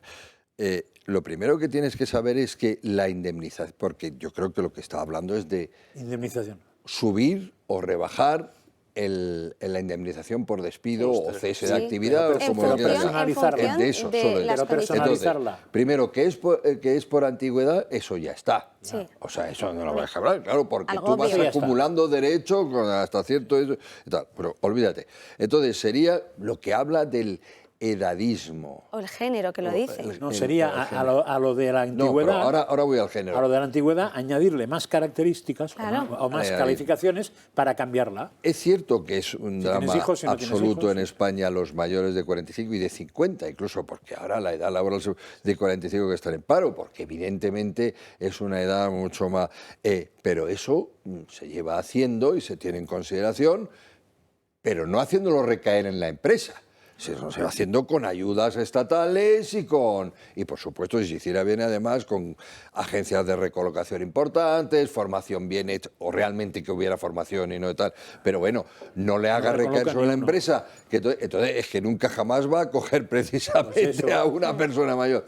Y ya lo del género se mete en efecto en problemas constitucionales. Ha habido una gran lucha feminista para que un trabajador sea considerado trabajador y punto, a efecto de sus derechos esenciales, cualquiera que sea su sexo y ahora su género, como para ahora empezar a volver. Además, entonces, ¿cuántos van a decidir elegir que son mujeres porque saben que les van a dar más dinero? No, esta mujer no sabe en los líos en que se mete y yo creo que o tiene lecturas atravesadas, a lo mejor lee algo más que el almanaque, no lo sé, pero no es capaz de procesar. Me recuerda lo de la matria, decir, ¿usted qué está? Que no sabe ni lo que significa. Las feministoides son las verdaderas enemigas del feminismo. Ah, sí, no, como está demostrándose. A ver, yo creo que sí que sabe lo que hace y creo que lo que hace es muy significativo del mundo en el que vivimos y de por dónde va la política. La izquierda actualmente lo que quiere es dividir, vencer o hacer ver, ella diría más bien revelar, hacer consciente, pero muchas veces en el fondo es inventado. O sea que lo que quiere es convencer a la gente de que si perteneces a determinados grupos pequeños, al grupo de las mujeres, pequeños en el sentido de que tiene teóricamente menos poder, no en el sentido de que no sean numerosos. De hecho, se trata de que sean muy numerosos para que les voten.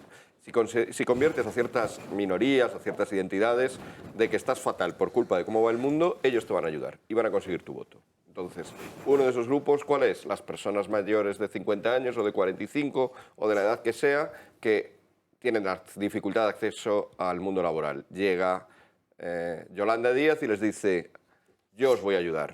A las mujeres les convence de que van fatal, de que si van por la calle en España es todo un peligro impresionante y de que todo el mundo las trata horrible. Llega Yolanda Díaz y les dice, yo os voy a ayudar. Y así con cada una de las minorías. Con lo cual, cuando ella sale y dice, voy a ayudaros a esas minorías, lo que le está diciendo la gente es, votadme y os resolveré el problema. Esta es la mentalidad. Esta es la mentalidad y es obvia en cada una de sus intervenciones. Está pensada. Otra cosa es que estemos de acuerdo o no, pero ella lo tiene muy claro. Entonces, a partir de ahí que hay que detectar pequeñas opresiones, o a veces más grandes, pero también importan las pequeñas, ¿no? Lo que llaman microagresiones, pequeñas opresiones que tienen cada uno de estos colectivos. Y la opresión para las personas de más edad se llama edadismo. Entonces yo creo que ella sí que lo sabe. De hecho, creo que solamente maneja esas claves. Maneja las claves de qué nombrecito dar a cada uno de los grupos para explicar por qué ellos están... Pero si la solución que das es una solución, lo único que haces es cabrear al colectivo. No se trata de dar soluciones, se trata de decirle al colectivo que tú piensas en ellos y así te votarán. Porque ya está en un mercado distinto al de las soluciones, ya está en el mercado electoral. Y en el mercado electoral tienes que convencer a ese grupo. Ellos piensan no solo a un grupo, sino a este grupo pequeño, este otro grupo pequeño, este otro grupo pequeño, y así tendrán una mayoría. Pero a cada uno de los grupos tienes que convencerle de que tú eres el que está pensando en su pequeñita, ya digo, pequeñita en el sentido de que está circunscrita, en el fondo es una opresión horrible, que viene de toda la historia, porque somos una civilización absolutamente nefasta. Y esa civilización nefasta es lo que explica también lo de la matria. La expresión de matria nos puede hacer gracia, pero es totalmente coherente con su planteamiento. Ha habido una insistencia en el ser humano, en la patria, en los padres, en los antepasados, en lo masculino, en lo patriarcal, y ahora vienen ellos a una civilización donde lo que cuente sea lo femenino, lo maternal, lo cariñoso, lo de una cuestión. Eso es clave. O sea, cuando utiliza la palabra matria, es que ella la dice, pero es que hay mucha gente mucho más lista que también la dice. O sea, que no me importa si ella es lista o es tonta o sabe o no sabe. Lo que me importa es localizar qué juego político está haciendo. Y el juego político que está haciendo, porque es el juego político de la izquierda, y es también el que aplica con Cataluña, ¿no? Decirles, sois una comunidad oprimida por España, desde los reyes católicos,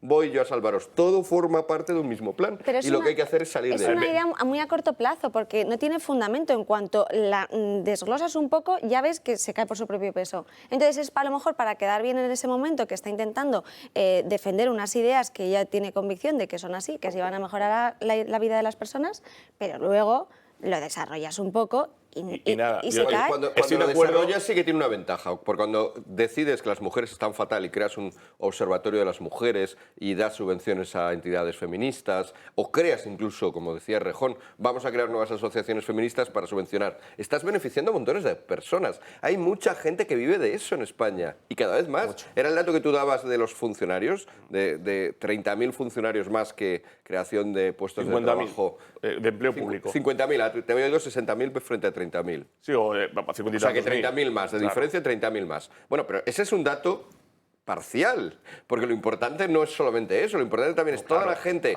que vive en fundaciones, asociaciones, observatorios, organizaciones, toda esa gente no solo se ve beneficiada, sino que es un voto seguro para ese gobierno que se lo ha dado. 60.000 millones de gasto público ineficiente que se podría suprimir. Pero dos cositas, en una estoy de acuerdo y en otra disiento con mi querido Miguel Ángel. Yo creo que la izquierda se basa en la utilización constante y recurrente de conceptos que muchas veces no saben definir. Ultraderecha, neoliberal, edadismo, matria.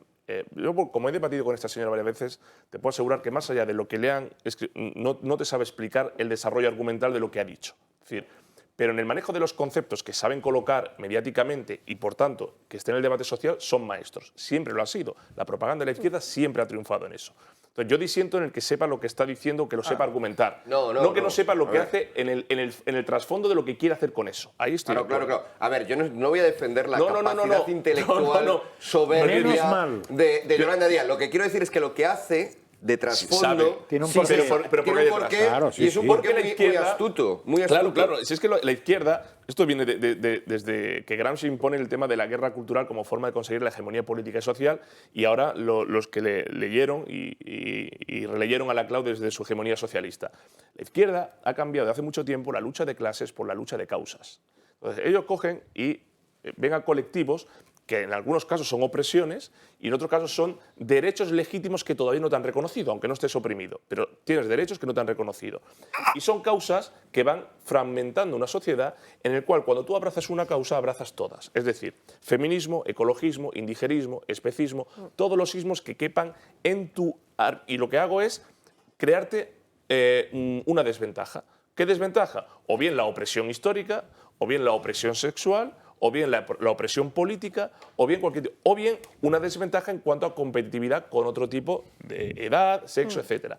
Al sentirte damnificado, perjudicado, oprimido, tú reaccionas y te pones siempre del lado del que te va a defender. Aunque no sepa cómo defenderte, o aunque tú entiendas que los recursos que está utilizando para defenderte son recursos que van a hipotecar a generaciones futuras. Pero eso al presentismo, que es lo que vivimos hoy, un presentismo absurdo, eso le da igual, porque reescribimos el pasado y nos da igual el futuro. Y eso es lo que hace la izquierda muy bien. Entonces coge todas las causas, por eso no hay que suscribir sus premisas, hay que negarlas desde el principio y hay que destruirlas desde el principio, desde el feminismo hasta el ecologismo, cambio climático y todo el lenguaje que usa, porque con el lenguaje es como convencen a la gente. Sea gente que incluso votante tradicional del PP o del PSOE, que es la gente de 50 en adelante, que ha votado en este país a dos partidos mayoritariamente y lo van a seguir haciendo, porque lo tenemos ahí en los sondeos y encuestas, y que a lo mejor ella puede aspirar un poquito, ya se ha olvidado de los jóvenes y ahora va hacia ese terreno, no sé si con alguna intención sociológica detrás, más allá de engañarlos coyunturalmente el año que viene. No, es detrás un modelo de régimen intelectual, moral, mundial. No es España, es que es en el mundo. Y esto es la izquierda, la cancelación woke que hacen que nace en Estados Unidos y que se ha extendido por todo el mundo. Y estos son sus agentes aquí. En Crónica se ve muy bien, porque aquí como traemos noticias a veces de... A Biden, a Soros, a todos estos, es la izquierda. Hombre, Biden aquí no votaría a la izquierda. Cuando hablo de política de cancelación que nace en las universidades americanas, por ejemplo, cuando digamos hoy a la ley de violencia de género, todo eso nace allí con los estudios de género. Los estudios de género derivan en identidad de género. Y la identidad de género derivan al final en leyes como esa que perjudican a gran parte de la población y se cargan, entre otras cosas, la presunción de inocencia. Que no siquiera es violencia de género, habría que llamarla correctamente violencia machista, porque género en este caso no existe. Pero no estoy metiendo ya a Biden. Estoy hablando de que cuando a ti te dicen que hay un problema, como dijo ayer cierta periodista en una radio, que si tú niegas que hay un cambio climático te tienen que cancelar del debate público y te tienen que quitar del espacio público, pues eso es la Inquisición moderna de la izquierda. ¿Cómo que si yo niego el cambio climático? O sea, lo tengo que aceptar en tus términos, según una suerte de verdad oficial implantada. Y si yo, ya no es que ni siquiera niegue eso, puedo hasta refutar ciertos planteamientos de tu discurso, yo ya no puedo estar en el debate. Por eso a cierta abogada la han cancelado en un congreso porque negaba el tema de el tema trans. Que, oye, estamos perjudicando a las mujeres pero cuando eso que un señor... tiene de izquierda, es que lo que no... Estoy de acuerdo con lo que tú dices, pero ¿por qué? La izquierda, por ejemplo... Quien lo ha impuesto políticamente y socialmente y mediáticamente son los partidos, medios de comunicación, periodistas, académicos, intelectuales ligados a la izquierda. Vamos a ver, ¿se considera, por ejemplo, a la Rusia de izquierda? No, Rusia no. No. Pero Biden sí. Hombre, por supuesto que sí. Biden está Rusia a favor de todas de... y cada una de esas causas que hemos dicho, porque además, aunque lo que Fran lo ha explicado muy bien, solamente voy a dar un complemento. Junto con esa disgregación del cuerpo político en grupitos pequeñitos, cada uno con su agravio, que exigen que se les ayude, la otra parte, la que nos falta en el dibujo, es que la otra parte es un Estado. O un Estado cuanto más grande y más poderoso, mejor. Un Estado que da igual que sea, pero cuanto más grande mejor. España, bueno, a lo mejor se queda corto. Unión Europea, mejor. Entidades supranacionales, que vaya la Secretaría General de la ONU, que vaya asumiendo más y más poder. Pues también, porque por cierto está totalmente de acuerdo con todas estas cosas que hemos dicho, ¿no? El Secretariado de la ONU apoya todas las causas feministas, apoya todas las causas identitarias, apoya a todos estos grupos. Por lo tanto, delegar cada vez más y más gobierno a un macroestado mundial cosmopolita que nos gobierne. Por supuesto que cuadra perfectamente con esto. No lo apoya o sea, es la otra parte. Grupos pequeñitos que no tengamos soberanía, porque cada grupo, si os fijáis, a estos grupos no se les dice sé dueño de tu vida, sé dueño de tu destino, sé libre. No, se les dice depende de mí. ¿Y quién es ese mí? Pues políticos, cada vez de entidades más grandes que gobiernen. Por lo tanto, Biden o Soros, que lo mencionabas, yo creo que es la primera vez que menciono Soros en toda mi vida en un medio de comunicación porque no me obsesiona especialmente. ¿Pero lo habías mencionado? Pues también, claro que sí. Y es el proyecto que tiene la izquierda actual. Hacernos cada vez menos poderosos, hacernos cada vez a los individuos y a los grupos como la nación menos poderosos. Y déjame acabar un momentito. Lo veo muy claro. La conclusión. Pero explícame por qué es de izquierda. Menos poderosos, menos libres y menos soberanos. Y todos los que piensan que hay que ceder libertad, soberanía y poder a entidades supranacionales son la izquierda actual y por supuesto que en ellos está Biden. Pero la izquierda, ¿por qué la izquierda? Pues yo te lo digo, porque toda la gente que defiende eso se define de izquierdas. Van der Leyen es de izquierda. Porque la izquierda actual ha pasado de defender la lucha de clases porque a la lucha todos de los las que causas, defienden, pero no es porque nosotros lo digamos, es que todos los que se defienden esas causas se definen de izquierda. Entonces se están definiendo ellos. O sea, Enrique te aceptará todo eso si dices cierta izquierda con cierta derecha. Pero como lo del PSOE, el colectivismo. Hay una izquierda oculta en unas catacumbas que sí que es buena. ¿Cuál es la izquierda? Aquí hay un tema importante. ¿Es de izquierda? Aquí hay un tema importante. El PP.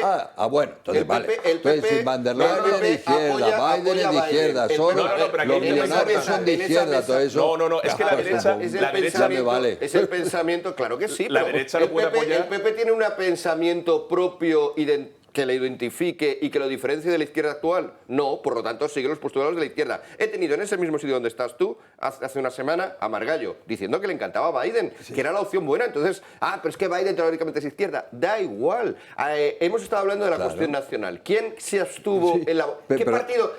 Respóndeme esto. Estoy de acuerdo con Margallo. Enrique, hay diálogo, pero me respondes a mi pregunta, por favor. No hay diálogo y desde el principio no me estás dejando hablar y no haces más que interrumpirme. Entonces, apóyate, por favor. Y yo te puedo hacer problema.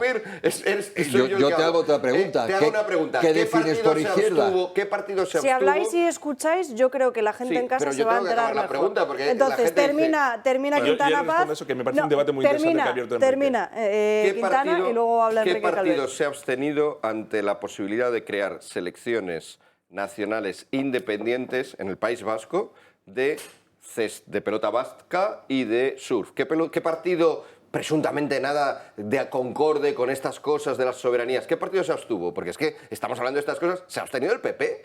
O sea, el PP no ha estado a favor. Sí, el PP se ha abstenido. ¿Enrique a favor? Enrique. No ha votado a favor de las elecciones, pero se ha abstenido, no ha votado en contra. No ha votado en contra. Sí, míralo. O sea, verás que a mí me extrañó porque se daba el dato. A mí no me extrañó, que va, hombre, pero si va a meter al PNV en el Consejo. Lo que pasa es que no considero al PP de izquierda. Si es que no me dejas acabar. Me extrañó el dato de que hay una cantidad de abstenciones. Te dejo acabar 1000 millones de veces porque estás hablando de cosas que no tienen que ver con lo que estamos hablando. ¿Por qué el PP es de izquierdas? Pues porque el PP coño no es la izquierda? tiene, ¿Cuáles son los valores de la izquierda? Porque el PP no tiene una ideología propia. Y cuando no tienes ideología propia, compras la mayoritaria. Quiero responder brevemente, Enrique, me parece una gran pregunta. Todos los políticos mundiales son de izquierda. No, Enrique, me da igual. Que tu pregunta es muy pertinente. Esto Miguel Ángel lo llama de una forma, yo lo amplío.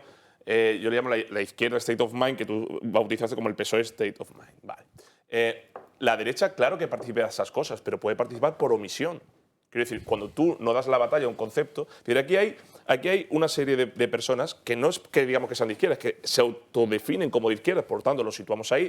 Al final, izquierda o derecha nace hace 240 años en la Asamblea Francesa. Es decir, un sitio físico. Que es una cosa coyuntural de localización, nada más. O sea, no. Enrique, y defiende unos valores. Sí, pero a partir de ahí... que son los de la igualdad, solidaridad o fraternidad. Bueno, pero que uno no puede ser de izquierda y uno puede no ser de izquierda y defender eso también. La cuestión es, Enrique, si la izquierda, gran parte de la izquierda hoy, antes, y ahí meto a cierta izquierda si quieres, antes de que su edificio intelectual en el cual han basado sus creencias se derribe, te cancela el debate. Y luego tenemos a la derecha que prefiere que se derribe el edificio intelectual en el que han basado sus creencias antes que debatir. Por lo tanto, lo que se acaba imponiendo es lo de los primeros.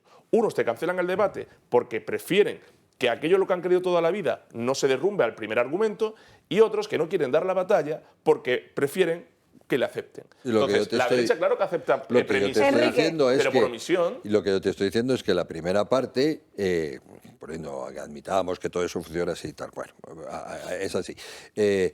Lo que te quiero decir, la primera parte, no sé por qué se le llama de izquierda. Es decir, para mí una persona que no persigue, primero, el bien común de las personas que tiene que gobernar y los principios de libertad, igualdad y fraternidad o solidaridad, no es de izquierdas. Por eso Rusia y China son de la izquierda totalitaria y no democrática. Tanto te diré, no es de izquierda democrática, no es de la izquierda de la socialdemocrática o socialliberalismo. Yo no veo que lo que defienda la ideología woke tenga nada que ver con los valores que tradicionalmente ha defendido la izquierda. Ahora, si me dice, claro, me decís, por ejemplo, y termino, en España, no, porque es que es por omisión. Oye, la introducción manu militari del Balear en la enseñanza de Baleares la hizo Jaume Matas. Las leyes Biogen y más avanzadas la hace Ayuso en Madrid. O sea que no es verdad. Lo que pasa es que eso no diferencia en absoluto la izquierda de la derecha. Es decir, lo que diferencia la izquierda de la derecha es otras cosas. Ahora mismo los valores tradicionales de la izquierda, tal vez en Australia, tal vez en... Pero de verdad, pero es que llamar izquierda... No, es que eso no es lo que no se puede aceptar, Enrique. ¿Por qué solo la izquierda es la buena, la que defiende la libertad, la igualdad y la fraternidad en el mundo? Es decir, tú, si no defiendes la libertad, no eres de izquierda. Por lo tanto, ya te condena a un espacio radical. Pero además, tú, si no defiendes la igualdad, no eres de izquierda. La libertad es de izquierdas. O sea, nunca lo ha sido. La derecha está en contra de la libertad, está en contra de la igualdad y está en contra de la fraternidad. Esto es una visión absolutamente absurda. Pero es más, yo lo siento, ya no me da tiempo. Que lo defiende, una recomendación bibliográfica. El mito de la izquierda, Enrique. No existe el mito de la izquierda de Gustavo Bueno, reconoceremos todos que es un filósofo de peso. Bueno, y de en este libro, no. Bueno, izquierdas, si me lo pones en plural todavía. Es un filósofo que demuestra en este libro, como dice el título, que lo de la izquierda es un mito. No existe la izquierda. Esa izquierda que según tú es la auténtica y que estos no les das a Yolanda Díaz y a Pedro Sánchez, no les das el derecho a llamarse de izquierda. Y aquí lo tenemos que dejar porque nos tenemos que ir a una breve pausa de publicidad, si me lo permiten, y enseguida estamos de vuelta. Ya estamos de vuelta en Dando Caña y como les adelantábamos antes, nos vamos hasta Frankfurt con José Antonio Widner porque hoy podremos ver el tercer incremento desde el mes de julio en los tipos de interés. Widner, muy buenas tardes. ¿Qué implicaría esto?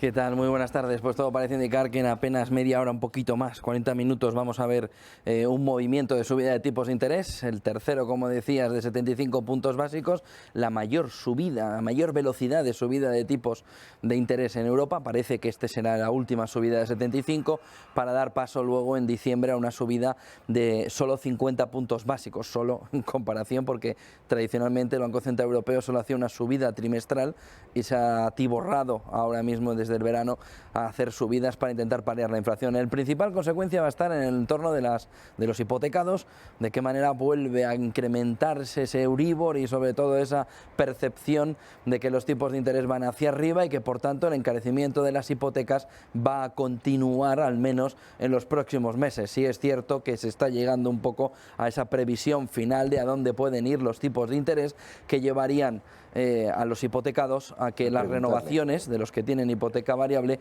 estén en el entorno del 3,3-3,5, pero fíjense que partían los que renueven anualmente de un tipo de interés que estaba en el menos 0,50, lo que significa una subida del entorno de 350-400 euros mensuales para una hipoteca de unos 200-225.000 euros en ese entorno. Por lo que la principal consecuencia es la retirada del dinero que va a haber del bolsillo de los ciudadanos. La segunda, la dificultad también para financiarse en un momento en el que se necesitan proyectos de eficiencia energética para paliar también la crisis alimentaria, pero que el encarecimiento del dinero va a suponer que estos proyectos se frenen. La otra parte fundamental que va a tener que contestar el Banco Central Europeo es esa posible crisis de deuda, mecanismo mecanismo antifragmentación mediante y de qué manera se está empezando a retirar los estímulos que durante los últimos años en la economía han provocado la situación actual, una subida de la inflación al haber inundado el conjunto de la economía, sobre todo en los tiempos del coronavirus, para intentar salvar la situación y remontar el conjunto de la economía la caída inicial por los tiempos del coronavirus en 2020. De tal manera que la fotografía que va a dejar el Banco Central Europeo, con un euro en paridad, que es la mejor de las noticias, con un petróleo cayendo, con un euro que desde máximos del dólar en septiembre ha recuperado un 4%, de tal manera que la inflación pudiera empezar a dar un respiro a nivel comunitario. Ya saben que Europa compra en dólares el petróleo, de tal manera que el euro es inflacionario o deflacionario según cómo se mire, y en cada momento para la compra del petróleo en materia energética mirando a la inflación. Por lo que muchas preguntas para el Banco Central Europeo en apenas media hora. Se le va haciendo la lista más grande, entre ellos la pregunta fundamental es de qué manera va a empezar a adelgazar todo lo que ha comprado durante los últimos tiempos sin poner en peligro el conjunto del sistema a través de una crisis de deuda. Y el otro punto fundamental es la deuda, las pérdidas que va acarreando el Banco Central Europeo en ese proceso de subida. La FED, en el primer balance presentado desde la subida de tipos, tiene pérdidas millonarias, en el entorno de los 6.000 millones. Se estima que el Banco Central Europeo, un año vista, podría acumular 30.000 millones de euros de pérdidas, que tiene dos opciones: o dejarlas ahí, porque él es el generador de la máquina del dinero, o ir a los estados para que vuelvan a poner dinero. El otro punto fundamental está en la diferente visión que tienen los países del norte. Alemania, donde estamos entre ellos, a pesar del tiempo, esto es Alemania, hay más de 25 grados y esa es una de las claves fundamentales en materia energética, también de la contención de la inflación, que le está ayudando al Banco Central Europeo. Está llegando el invierno mucho más tarde, las temperaturas cálidas están provocando que Alemania tenga que tirar menos del gas en estos momentos, y de ahí lo que habrán visto en los últimos días, que es el colapso del precio del gas, llegando incluso en periodos muy cortos de negociación a estar en términos negativos. Bizner, pregunta rápida y breve de Enrique Calvet. Sí, encantado, gracias. Una pregunta, se sabe lo que va a hacer, por lo tanto ahí no es sorpresa, lo que interesa es mucho lo que va a decir. Entonces, ¿va a presentar, sabe usted si va a presentar algo, un estudio, algo de garantía de que esta política de subida de tipo de interés, que sí ayuda al mantenimiento del euro, eso sí, pero que está sirviendo para contener la inflación? ¿Hay ya evidencia? Y eso es más bien, por cierto, del área de Guindos. Bueno, ahí tiene un problema el Banco Central Europeo, y es que la inflación en Europa es de oferta. Es un shock muy fuerte del petróleo y del gas, y en Estados Unidos, sin embargo, sí es de demanda, de tal manera que el Banco Central Europeo juega a lo que juegue el tiempo. Esta temperatura le ayuda de manera colateral, de tal manera que puede ver un descenso de la inflación que no está provocado por las subidas de tipos de interés. Sí es cierto que un porcentaje, en torno al 30% de la inflación, viene de la demanda, de tal manera que en lo que está en su mano, esa demanda iría recortando también el consumo. Es evidente que todavía no está llegando esos efectos a la economía real, sigue notándose un movimiento del consumo importante y un movimiento de la economía a nivel europeo importante a pesar de la inflación, y la cuestión fundamental está en no tanto si se ven ya los efectos en la inflación, que no se están viendo. La previsión de Alemania es pasar de este año de un 8% 2022 a un 8,8% según distintos estudios y institutos alemanes, sino en hasta qué punto los datos que todavía no tiene, porque las subidas de los tipos tienen un efecto a 6 meses vista, pudieran estar llevando al conjunto de la economía europea a una recesión, golpeándola fuertemente y dejando un problema todavía mayor que el simple de la inflación, que es tener una situación de estancamiento económico o incluso recesión, con una inflación muy elevada a la que no le consigues atacar con una subida de tipos. Por a la pregunta que me haces, el problema no es solo saber si está teniendo efectos, que no lo va a poder decir el Banco Central Europeo, en la reducción de la inflación, sino si como efecto colateral, como daño amigo, como fuego amigo, están destrozando el conjunto de la economía, lanzando hacia abajo la demanda interna, lanzando hacia abajo la inversión, que es dos de los factores que en Estados Unidos están impulsando el crecimiento económico en este tercer trimestre, del que hoy, dentro de una hora, a las 2:30, un poquito antes, 45 minutos, conoceremos el dato del tercer trimestre, que va a ser muy positivo en contraposición a Europa, tan positivo como que podría crecer intertrimestralmente la economía norteamericana un 3%, por lo que, igual que la FED ya ve que el crecimiento sigue y el empleo sigue en buenas tasas, en Europa vemos como hoy, por ejemplo, el dato que hemos conocido esta mañana del paro ya es negativo en el trimestre del verano, en el trimestre que acabamos de terminar, ya sube la tasa de paro y ya empezamos a entrar en una recesión con los peores condicionantes que suele tener en Europa y en España en particular, que es la destrucción de empleo, algo a lo que el Banco Central Europeo todavía no tiene suficiente data y sin embargo está atizando y atizando y atizando la economía con subidas de tipos de interés que indefectiblemente, que sin ningún lugar a dudas, están provocando un movimiento de camino a la recesión más acelerado del que teníamos hace unos meses. José Antonio Bittner, estaremos muy pendientes. Muchísimas gracias. Gracias. Gracias, Alba, gracias a todos. Veamos ya cómo se ha producido esa destrucción de empleo con los datos de la EPA que conocíamos esta mañana a las 9 en punto sobre el tercer trimestre, porque durante los meses de verano se han destruido más de 60.000 personas en el paro. Jorge Prieto. Así es, Alba. Mientras que el Gobierno augura unas previsiones económicas excelentes para el final del 2022 y 2023, muchos organismos prevén una inminente recesión técnica. El Gobierno presume de las cifras de ocupación que se dieron a comienzo del verano, las mejores desde el 2008. Aún así, según la encuesta de población activa que ha publicado el INE, el paro ha subido en el tercer trimestre en 60.800 personas, suponiendo un 2,1% más que el primer trimestre. De esta manera, la tasa de paro en la que nos encontramos asciende a 12,67%, casi 2 décimas más, lo equivalente a 2.900.000 personas sin trabajo. La EPA muestra que el mayor impulso del empleo ha venido del sector público y no del privado. El Gobierno apunta que son datos positivos y echa la culpa del desempleo a los factores externos, un momento en el que España registra el mayor repunte en un tercer trimestre desde el 2012. Gracias Jorge. Conocemos estos datos y a los minutos salía el Gobierno diciendo que estas cifras mostraban que las medidas del Gobierno funcionan cuando estamos viendo cómo se destruye empleo y, como bien apuntaba Fran a los minutos del inicio del programa, como lo único que se aumenta es el empleo público. Última hora, conexión con redacción, porque la pareja de Juana Canal, una mujer desaparecida en Madrid hace 19 años, ha confesado que la mató en ese momento. Marian Vallejo. Sí, Alba, muy buenas tardes. Pues sí, es la noticia de última hora que se conoce, y es que la expareja de Juana Canal, que desapareció aquí en Madrid hace 20 años, ha sido detenida porque ha confesado que sí, que fue él la que la mató hace esos 20 años. Además ha confirmado que, bueno, sí, que fue él el que mató a su pareja, y es que hace escasos días se encontraron restos óseos en una de esas propiedades, por lo que se detuvo al que era hasta entonces sospechoso. Además, fuentes cercanas al caso han asegurado que el sospechoso tenía el teléfono pinchado desde el mes de septiembre, aunque él siempre ha dicho que ha sido muy cuidadoso con las conversaciones que mantenía. Sin embargo, al encontrarse estos restos, la policía acudió a su propiedad y finalmente ha confesado que él cometió el crimen. Ahora el detenido va a acompañar esta tarde a la policía a la propiedad que tiene para identificar los restos y llevarlos también a la zona donde supuestamente la enterró. Gracias, Marín. Pues 24 horas después de ser detenido no ha podido con la presión y ha confesado el crimen. Un último asunto que nos tiene que dar tiempo a hablar de ello en estos últimos minutos. Los agentes LGTBI, atención, que quiere formar ahora el Gobierno con fondos públicos en Córdoba.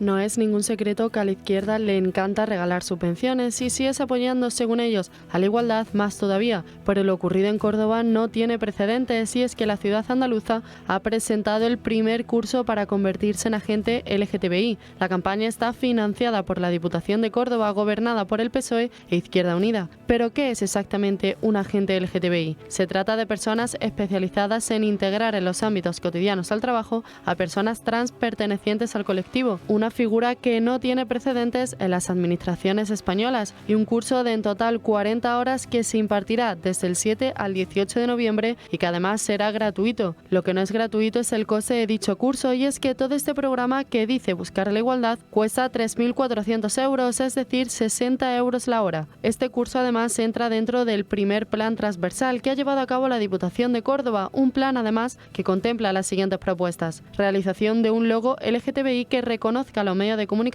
su compromiso por la igualdad, un encuentro provincial de asociaciones y colectivos, la conmemoración y celebración de forma anual de las fechas dedicadas a este colectivo mediante atención y izados de bandera, y promover que los ayuntamientos asignen nombres de personas trans a calles y plazas, un plan con el que la Diputación no dejará de derrochar dinero y que obvia así los problemas reales por los que atraviesan los ciudadanos cordobeses. Fran. Por alusiones como cordobés. Vamos a ver, ¿vosotros os imagináis que mañana cualquier organismo saca un curso en el cual incluso promueven que la gente lleve pegatinas en el hombro o en el pecho con la L de libertad o la D de demócrata, y si no llevas esa pegatina es que no crees en la libertad, no eres demócrata? Pues esto es igual. España es uno de los países con más libertad sexual del mundo. En España los derechos están garantizados constitucionalmente. La igualdad lo dice el artículo 14 de la Constitución. Estas son chorradas ideológicas de aquellos que quieren seguir viviendo de lo público y quieren seguir construyendo toda su fortuna en base al saqueo sistemático del bolsillo ajeno. Y esto no es solo la Diputación de Córdoba, que gobierna PSOE y Podemos, sino que es lo que ha hecho Andalucía durante muchos años, que sea y ahora en otras comunidades, la región donde menos se sabía para qué se destinaban los fondos públicos, y las sentencias judiciales nos están descubriendo día a día por qué. Por cierto, según me contaban el otro día, solo se ha descubierto el 10% de la corrupción total que ha habido en Andalucía en 40 años. Solo el 10%. Y estamos hablando ya de 4.000 millones de euros. Eso es lo que hace cuando el socialismo llega a las instituciones. Saquear. Pues como el dinero no es suyo, a saquear. Luego Córdoba es la segunda ciudad con más paro de España, después de Cádiz.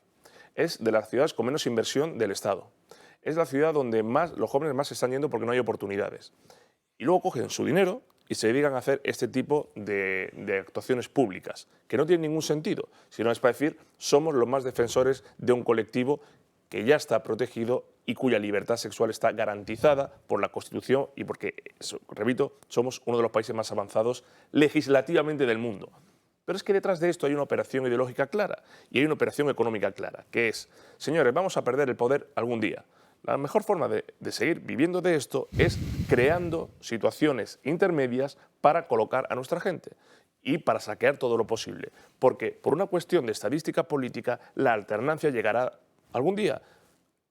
Podemos perder el gobierno, pero no podemos perder el poder. Esto es un principio básico de la izquierda. Podemos perder el gobierno, pero no debemos perder el poder. Y por eso creamos ese tipo de cosas. Esto es una aberración más. A este tipo de personas algún día hay que decirle, oiga, yo a usted, por presunta malversación de caudales públicos, le voy a enchironar. O voy a intentar llevarlo a una causa judicial. Porque esto es presunta malversación de caudales públicos. Sí, no, mi pregunta es por qué no está en la sección de Ana.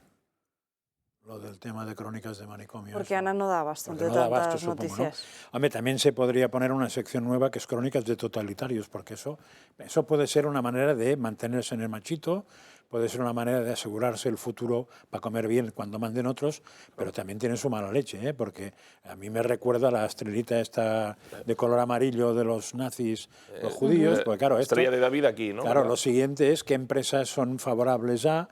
Claro, cuando tú montas una guardia, aunque sea una guardia privada y no sirve para nada, el siguiente paso es que no sea tan privada, que tenga algún tipo de actuación, los siguientes que sean funcionarios, los siguientes que sean funcionarios del Ayuntamiento de Córdoba, los siguientes que sean autoridad, los siguientes que manden, y entonces tengan una tienda y digan, oiga, usted no es LGTBI porque no pone la pegatina, no ha puesto no sé qué, no ha dado el dinero, no ha dado el impuesto revolucionario. Eso era ETA, ¿no? Lo de impuesto. Me he equivocado. Es que has dado en la todo clave. ese tipo de cosas. Entonces, cuidado con esas coñas porque no son coñas. Has dado en la clave. O sea, llegará el momento en el que las empresas que no tengan en su establecimiento la pegatina, pues no tendrán subvención, no podrán acceder a nada. Claro. Pero es que esto pasa con el tema del... Y el despido será más caro. Claro, esto pasa con el tema del cambio climático. Es muy falaz, porque te dicen, es que hay un montón de científicos que avalan en revistas y en publicaciones académicas solventes y prestigiosas que hay un cambio climático evidente por la acción... Claro, son científicos que primero tienen que corroborar la verdad oficial, abrazarla para poder publicar. En el momento en el que disientas ya no publicas en esa revista, con lo cual es tramposo. Pero claro, si no publico, porque no abrazo la verdad oficial, aunque mi investigación sea muy buena, ya no puedo hablar de ese tema. Con lo cual, al no salir, ya estoy cancelado. Ya que entras en el cambio climático, que eso me afecta profesionalmente en mi época juvenil, el cambio climático, probablemente con otras palabras, es bastante innegable, porque eleva la Tierra cambiando climáticamente miles y miles y miles, por no decir millones de años. Otra cosa es cuando dices es consecuencia de. Cuando dices consecuencia de, ya tenemos un tema científico y hay quien opina de A, de B, de C. Y yo lo que siempre digo es lo mismo. Podemos quejarnos del CO2 todo lo que queramos, pero el que pontifique en eso, que tenga en cuenta solo dos cosas. Una, que la fotosíntesis, que es la creación de materia orgánica, se basa en el CO2, con lo cual, como no hay CO2, no hay vida, para empezar. Y la segunda, que un volcán manda a freír espárragos todo el control de CO2 que haga Europa durante 5 años. Un volcancito como es el de La Palma, y como explote el Vesubio, ahora hay uno, el Stromboli, está funcionando, esto se puede cargar Europa. La última vez que pasó, bajaron 2 o 3 grados toda Europa y vino un invierno. Con lo cual, el que sepa esto, que pontifique, y el que no sepa esto, que estudie. Nos quedan apenas unos minutos, Calvet. Yo hago una contranoticia para que... Hoy, porque es de hoy, el Parlamento ruso aprueba la prohibición por unanimidad de propaganda LGTBI. La prohíbe totalmente hacer propaganda, de dar difusión en anuncios, en no sé qué, y por supuesto será considerado penal con gravísimas penas, ¿no? Esto para que se vea... Es el otro extremo. Exacto. Me alegra que diga eso, porque la teoría de toda esta discusión que teníamos, mi teoría, mi versión, es que todo esto de la woke y de lo que acabas de decir, de la fanatización y sí, pero es totalitario. Es totalitario. Estamos hablando de extremos Crónicas totalitarios. de totalitarismo. Yo no creo que los valores de la izquierda fueran valores totalitarios, salvo que uno considere que los amigos, los chinos, o los maoístas, o los soviéticos fueran de izquierda. Claro que no. Hay valores de la izquierda que no son, como hay valores de la derecha que tampoco. No, que por supuesto. Claro, no creo que toda la derecha sea total. No he podido hablar antes, no he podido decir ni media, ya habéis estado media hora hablando, yo no he dicho nada, solo digo una cosa. Simplificáis mucho si dividís el mundo entre derechas e izquierdas. Por supuesto. Y cuando se simplifica tanto, todo el argumentario es una cagada pastorosa. No, claro que sí. O sea, yo si queréis prefiero ser tan profundos dividirlo entre... en algún discurso, ser profundos en la definición de qué es derecha e izquierda, porque si no, no avanzaremos. Por eso decía yo que tú te contentarías bastante fácil si dices cierta derecha y cierta izquierda. O entramos en valores y entonces acotaremos qué puñeta es derecha e izquierda. Para mí, muy fácil. La derecha quiere la libertad por encima de la igualdad. Y la izquierda quiere la igualdad por encima de la libertad. Probablemente me equivoque, me importa una mierda. Por andar en el tema, y esa simplificación, pero vamos a quien le interesa es a la izquierda. ¿El qué? Y esa simplificación, a quien le interesa es a la izquierda. Bueno, no sé, a los que no piensan. Solamente tienes que ver el discurso de María Jesús Montero ayer. Es que de hecho es una definición de la izquierda, ese es el famoso texto que es la izquierda, en el cual se define como tú has dicho. Sí. La buena definición es la no definición. Gustavo Bueno, el mito de la izquierda, no existe una izquierda, hay muchas cosas distintas. Y una derecha. Cuando hablamos de izquierda y derecha no estamos simplificando, estamos hablando de eso. Cuando queráis hablamos de otro eje, que es el de soberanismo cosmopoli. Pero tendrá que ser otro día, Miguel Ángel. Hasta aquí hemos llegado por hoy. Muchísimas gracias a todos por estar aquí con nosotros. Les veo mañana aquí puntual a las 12 en Dando Caña. Que tengan un feliz día.